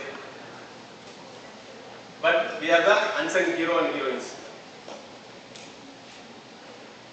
Next, the role of pharmacologists in scientific research, they are having a most significant role. So, stages of drug development. Okay, these are the drug development. Okay, discovery, preclinical study, and then first regulatory filing. Okay, drug discovery. The previous two sessions they might have explained to you about drug discovery, and then you will go to preclinical study. Preclinical study, they will prove about the drug efficacy and then drug dosage, everything. So, and then based on that data, they will do regulatory filing. So, for example, we are doing a drug development for US countries means, so we will file in US FDA. US FDA is the regulatory authority, and then based on their approval, we will conduct the clinical trial 1, trial 2, trial 3, trial 4, and then after trial 3, we will market the drugs in, we will do the markets. Okay, so and then after that, post-approval studies also we will do. So based on post-approval study, it is safe efficacy means we will continue in the market, or else we will discontinue.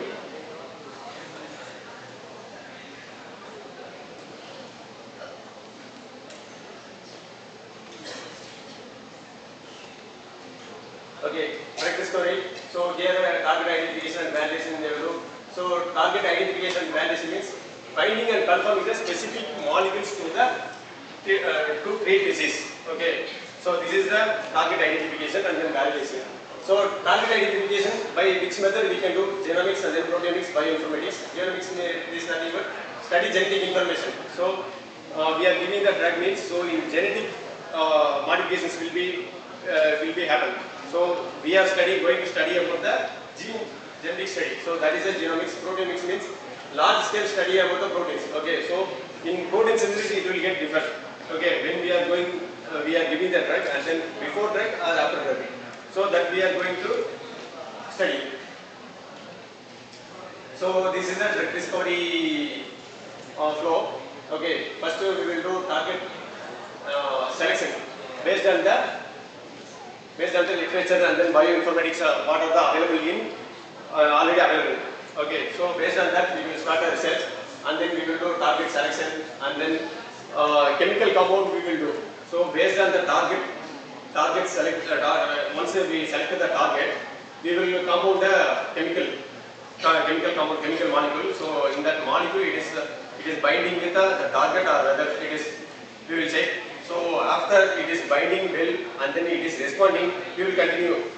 Or else we will stop there and then again we will find this one, binding agent. So which binding agent it is binding with the target. So based on that we will continue the research. So target validation, it is a confirms the role of target in disease. Okay, based on in vitro assays and then animal models and disease technology.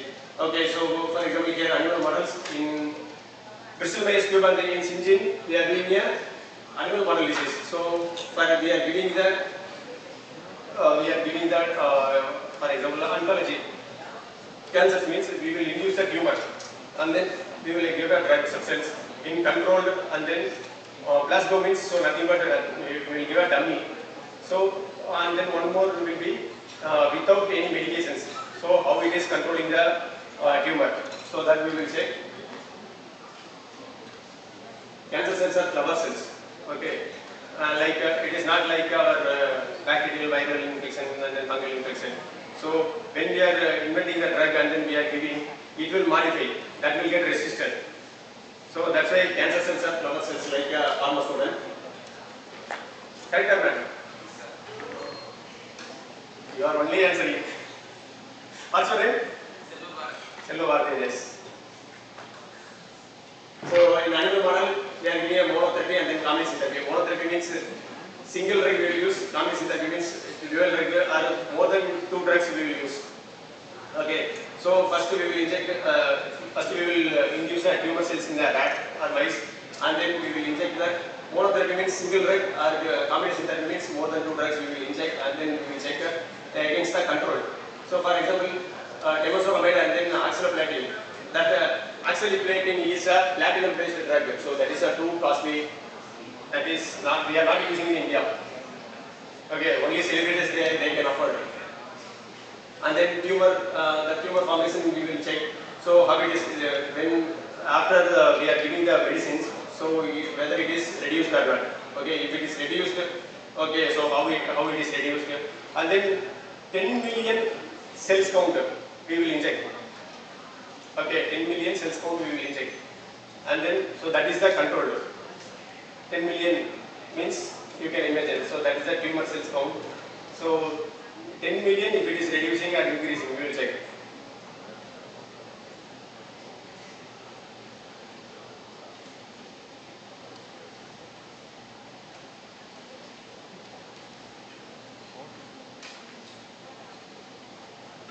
Okay, these are the types of cancer treatment: chemotherapy, immunotherapy, and then targeted therapy. Okay, so chemotherapy kill all the cells. Okay, kill all the cells means it will kill the good cells also, bad cells also. Okay, that's why who are taking the chemotherapy, that hair loss and then weight loss, everything it is happening. Okay, so and then that is because that is in low cost. That's why we are preferring the chemotherapy first, and then immunotherapy. It is activating the immune system. So based on immune response, that immune system will kill our tumor cells. So that is the immunotherapy. Comparing to the chemotherapy, it is a little costly, and then targeted therapy is most costly. Targeted therapy means attack the cancer cells by focusing the specific molecular. Okay, so that is the cancer growth cell. So based on cancer growth cell, we will modify our drug target. Okay. So I said one is real-time scenario. Now it has happened. Okay, Bristol Myers Squibb, he is the one of the best inventor in the world. Okay, and then he invented nivolumab. I am a part of toxicology and then specific set batch study for the nivolumab. Okay, so that is a monoclonal antibody that blocks the PD-1 receptors. Okay, and then PD-L1 and L2. So we are running out of time, so that's why I am not explaining the mechanism.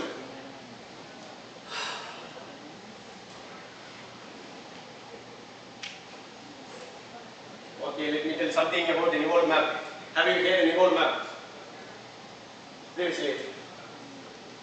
Do you know Sivapadigaram heroine? I guess you don't know that film only. Sivapadigaram heroine.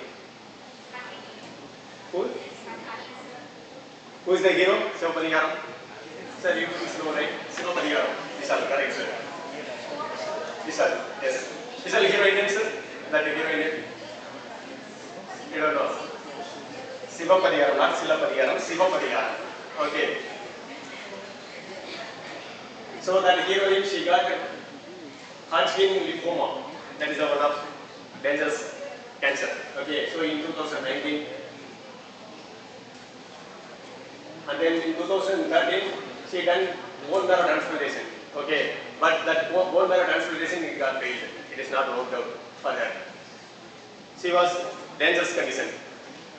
And then she is chosen a clinical trial volunteer. So in 2016, she went to US and then she taken that nivolumab as a clinical trial volunteer. So after 7 years struggle, she got cured. Nivolumab.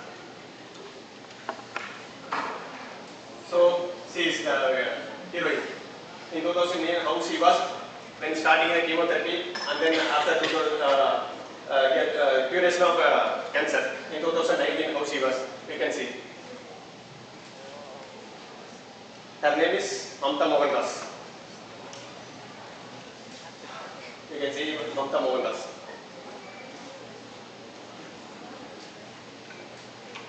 So pre-clinical study, in-vivo study we will do, and then pharmacokinetic, pharmacodynamic, and then DMPK studies we will do.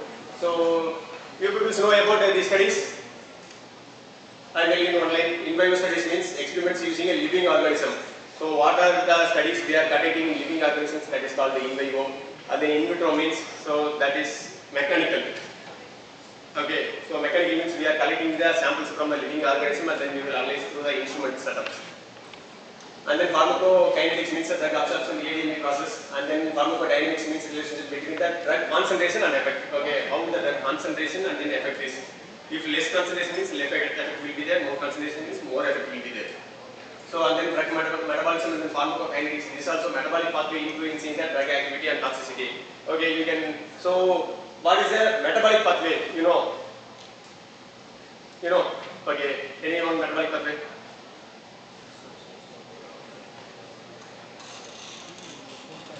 Okay, in simple manner I will explain you. Okay, so metabolic pathway means, so for the drug is the paracetamol. You can take n number of days. For example, you can take it orally, you can take IV, you can take IM. Okay, so in all the manner it will get work. Pantoprazole also, you can take IM, IV and then orally, it will work. But not all the components it will not work.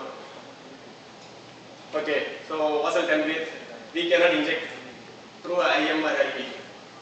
We can take orally only. So most of the drug substance, it will not absorb by all the metabolic pathway. So specific metabolic pathway is the most important for the effective therapy. So role of pharmacologists, so drug safety officers, what they will do, they will identify the potential risks and then they will report, and then communicating the safety information to regulatory agencies, healthcare professionals and public to ensure the awareness and proper management of drug related risks. Okay, so safety officers they will do, and then we are going to have safety officers. Okay, so some of the pharma industrial companies only they are having the safety officers department, but we are not having the in pharmacy, hospitals also. So multi-specialty hospitals they should have. In all the abroad countries, HI countries they are having. And then safety surveillance programs in post-marketing. So once the drug got released, it reached the market. So after that post-surveillance also they will do, and then they will monitor, and then medical writers also they will write their medical report, clinical report protocols, and then informed consent forms, so periodic safety update reports. Okay, so pharmacovigilance people, what they will do, they will, medical writers also they will do, medical writers they will support for the pharmacovigilance. So clinical pharmacologists, so in hospitals and then industry, every industry they have a clinical pharmacologist. Okay, so they will monitor the drug effects, side effects, and then drug interactions. Drug interactions, you know about drug interaction? So if you are taking one medicine, it should not interact with the other medicine mechanisms, and then in therapeutic effect also. Okay, and then pharmacovigilance, adverse event reporting from risk management, and then ongoing monitoring, they will do pharmacovigilance. Okay, in pharmacovigilance, India also we are having a pharmacovigilance program of India. Anybody knows pharmacovigilance program of India? Even you are a pharmacist, you are a qualified pharmacist, you can report area.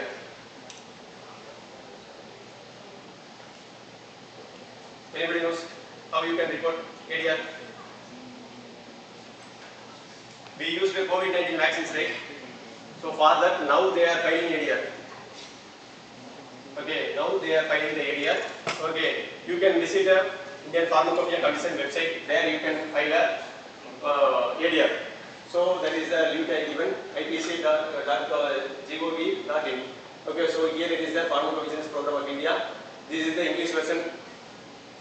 அப்போ பால் பண்ணி நான் மாட்டை பிடிச்சி போறியா இப்போ 1000 ரூபாய்க்கு சட்டையை 500 ரூபாய்க்கு பேங்க் எடுத்து போட்டு வந்துருக்கேன், எனக்கு போய் மாட்டை பிடிச்சி போக சொல்றீங்க. அப்போ வந்து அந்த பேங்க் இந்த ஃபார்மை ஃபில் பண்ணி பேங்க்ல போட்டு அப்படின்னா ஐயோ நான் போக மாட்டேன் அப்படிங்கிற மாதிரி.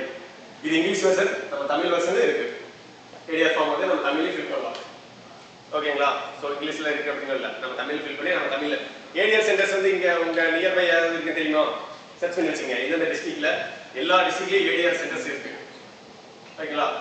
ஏதாவது ஒரு மெடிக்கல் காலேஜ்ல இருக்கு, நீங்க அதை வந்து ஃபைண்ட் அவுட் பண்ணி வச்சுங்க. இப்போ எங்கள் நாமக்கல்ல பார்த்தீங்கன்னா நாமக்கல் கவர்மெண்ட் காலேஜ், கவர்மெண்ட் இதில் வந்து பார்த்தீங்கன்னா ஏடிஆர் சென்டர் இருக்கு, நீங்கள் அங்கே போய் ரிப்போர்ட் பண்ணலாம். கோயம்புத்தூர்ல பிஹெச்டி காலேஜில் இருக்கு, அந்த ஈரோட்டில் வந்து பார்த்தீங்கன்னா ஈரோடு கவர்மெண்ட் ஹாஸ்பிட்டல் இருக்கு, ஹெட் குவார்ட்டர்ஸில் இருக்கு. அந்த மாதிரி எல்லா டிஸ்ட்ரிக்ட்லையும் private colleges 2 colleges 3 colleges இருக்கும், hospitals இருக்கும். அதே மாதிரி வந்து பாத்தீங்கன்னா government hospitals and then primary health centers ADR centers வச்சிருப்பாங்க. You can contact this is the free helpline number 1800 180 3024.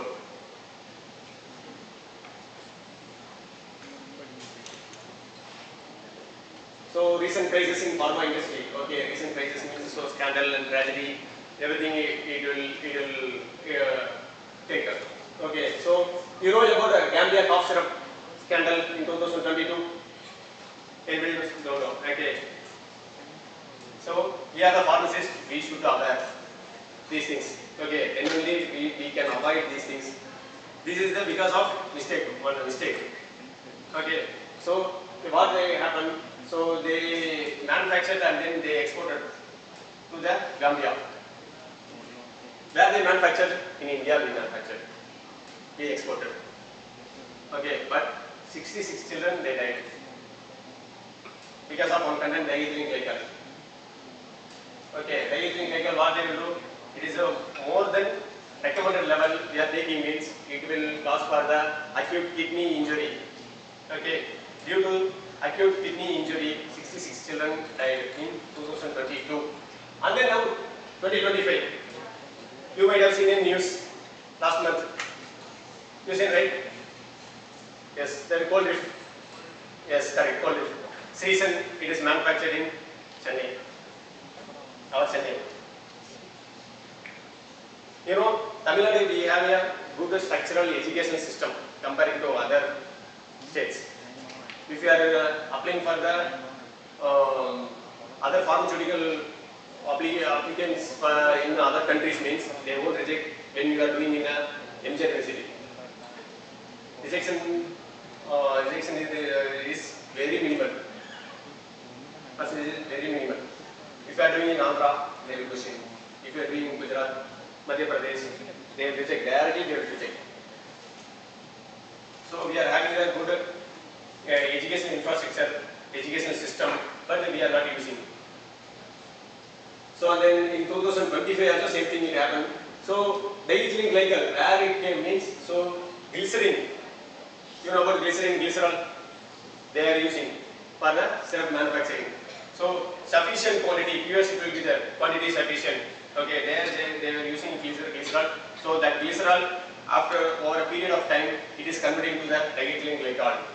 Okay, it is a low grade glycerol means it is converting to the diethylene glycol.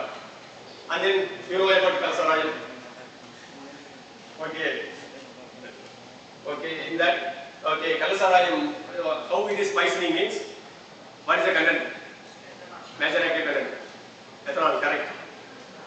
Ethanol is we can drink and then methanol we cannot drink. Okay, so ethanol is converting to the methanol, so that is a poisoning. So and then superbug crisis. So now I said antibiotic resistant. So in India 80%, in Netherlands 10% only. In other countries also maximum 37% only. So these are the top pharma companies you can apply. So this is now I included for the BPharm students. Okay, you can refer the top 10 companies. Okay, you can apply for the job everything so that career option will be there in portal. Okay, in company portal, so you can apply, you can send the resumes. Okay, so if you are a second or third year, say you can forward to your seniors. It might be useful for them.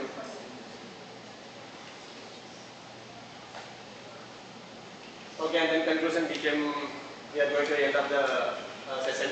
So pharma policy most actively promote affordable and then safe drug development. Okay, especially underserved regions. This is common in low middle income countries. Okay, this is our motto. And then our collaborative approach, engaging governments and healthcare professionals and industry essentials, reduce the socio-economic geographic disparities in drug access. Okay, we should remove the unfair differences and then disparities. And then addressing the systemic barriers, so such as expensive research and then lengthy approval process and then patent protections. Okay, now we are that patent protections, they are allocating to extend the patent period. Okay, now it is 20 years. Now they are allocating to extend up to 30 years.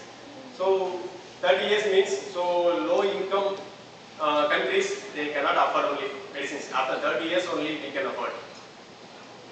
So okay, that's it. Very thank you for the wonderful session. I am very thankful for the students. Keep on keep patience up to 220. Very sorry to all. Okay. Okay. Do you have any questions? No questions. Can I ask you something? Can I ask something? No. Okay.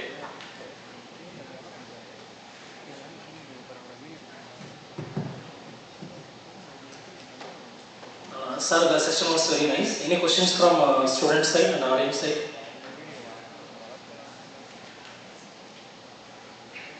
No questions?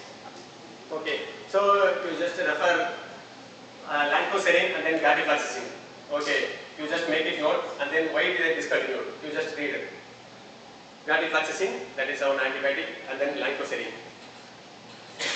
Why they discontinue? After post-market surveillance, we are having a side effect.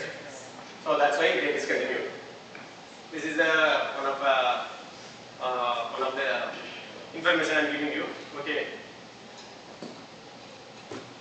Sir, you told so many information related about pharmaceutical industry-oriented matters and electron in vivo study and pharmacokinetics and so many things. It will be very useful to our students. They will really follow it. Thank you, sir. Thank you so much. Thank you, sir.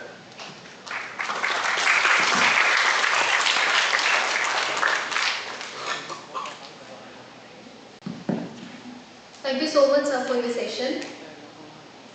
Now, I invite our chairpersons, Mr. M. Subramani and Ms. Gayatri Ennam, to honor our speaker, Mr. M. G. Revant.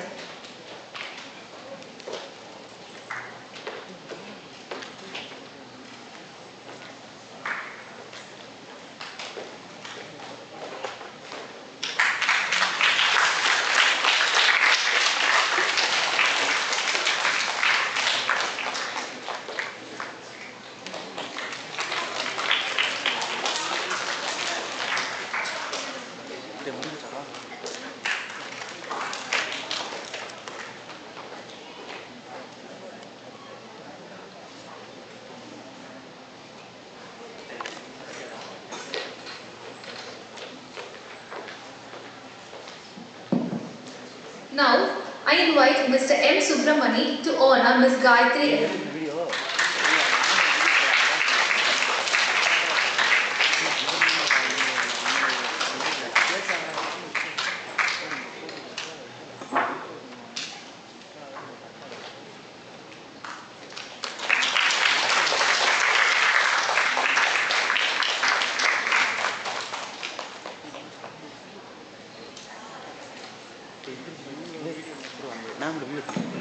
Now, I call upon Dr. R. Ravi Kumar to honor Mr. M. Subramani.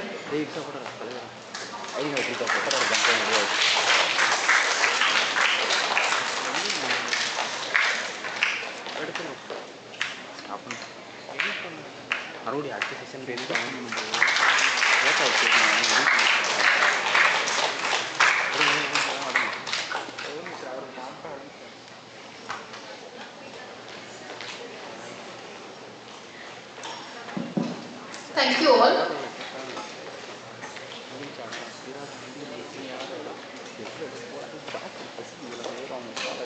Now we will break for lunch. And a gentle reminder for students. First thing you need to take your lunch token with you for lunch, okay? You have to carry your lunch token with you for the lunch.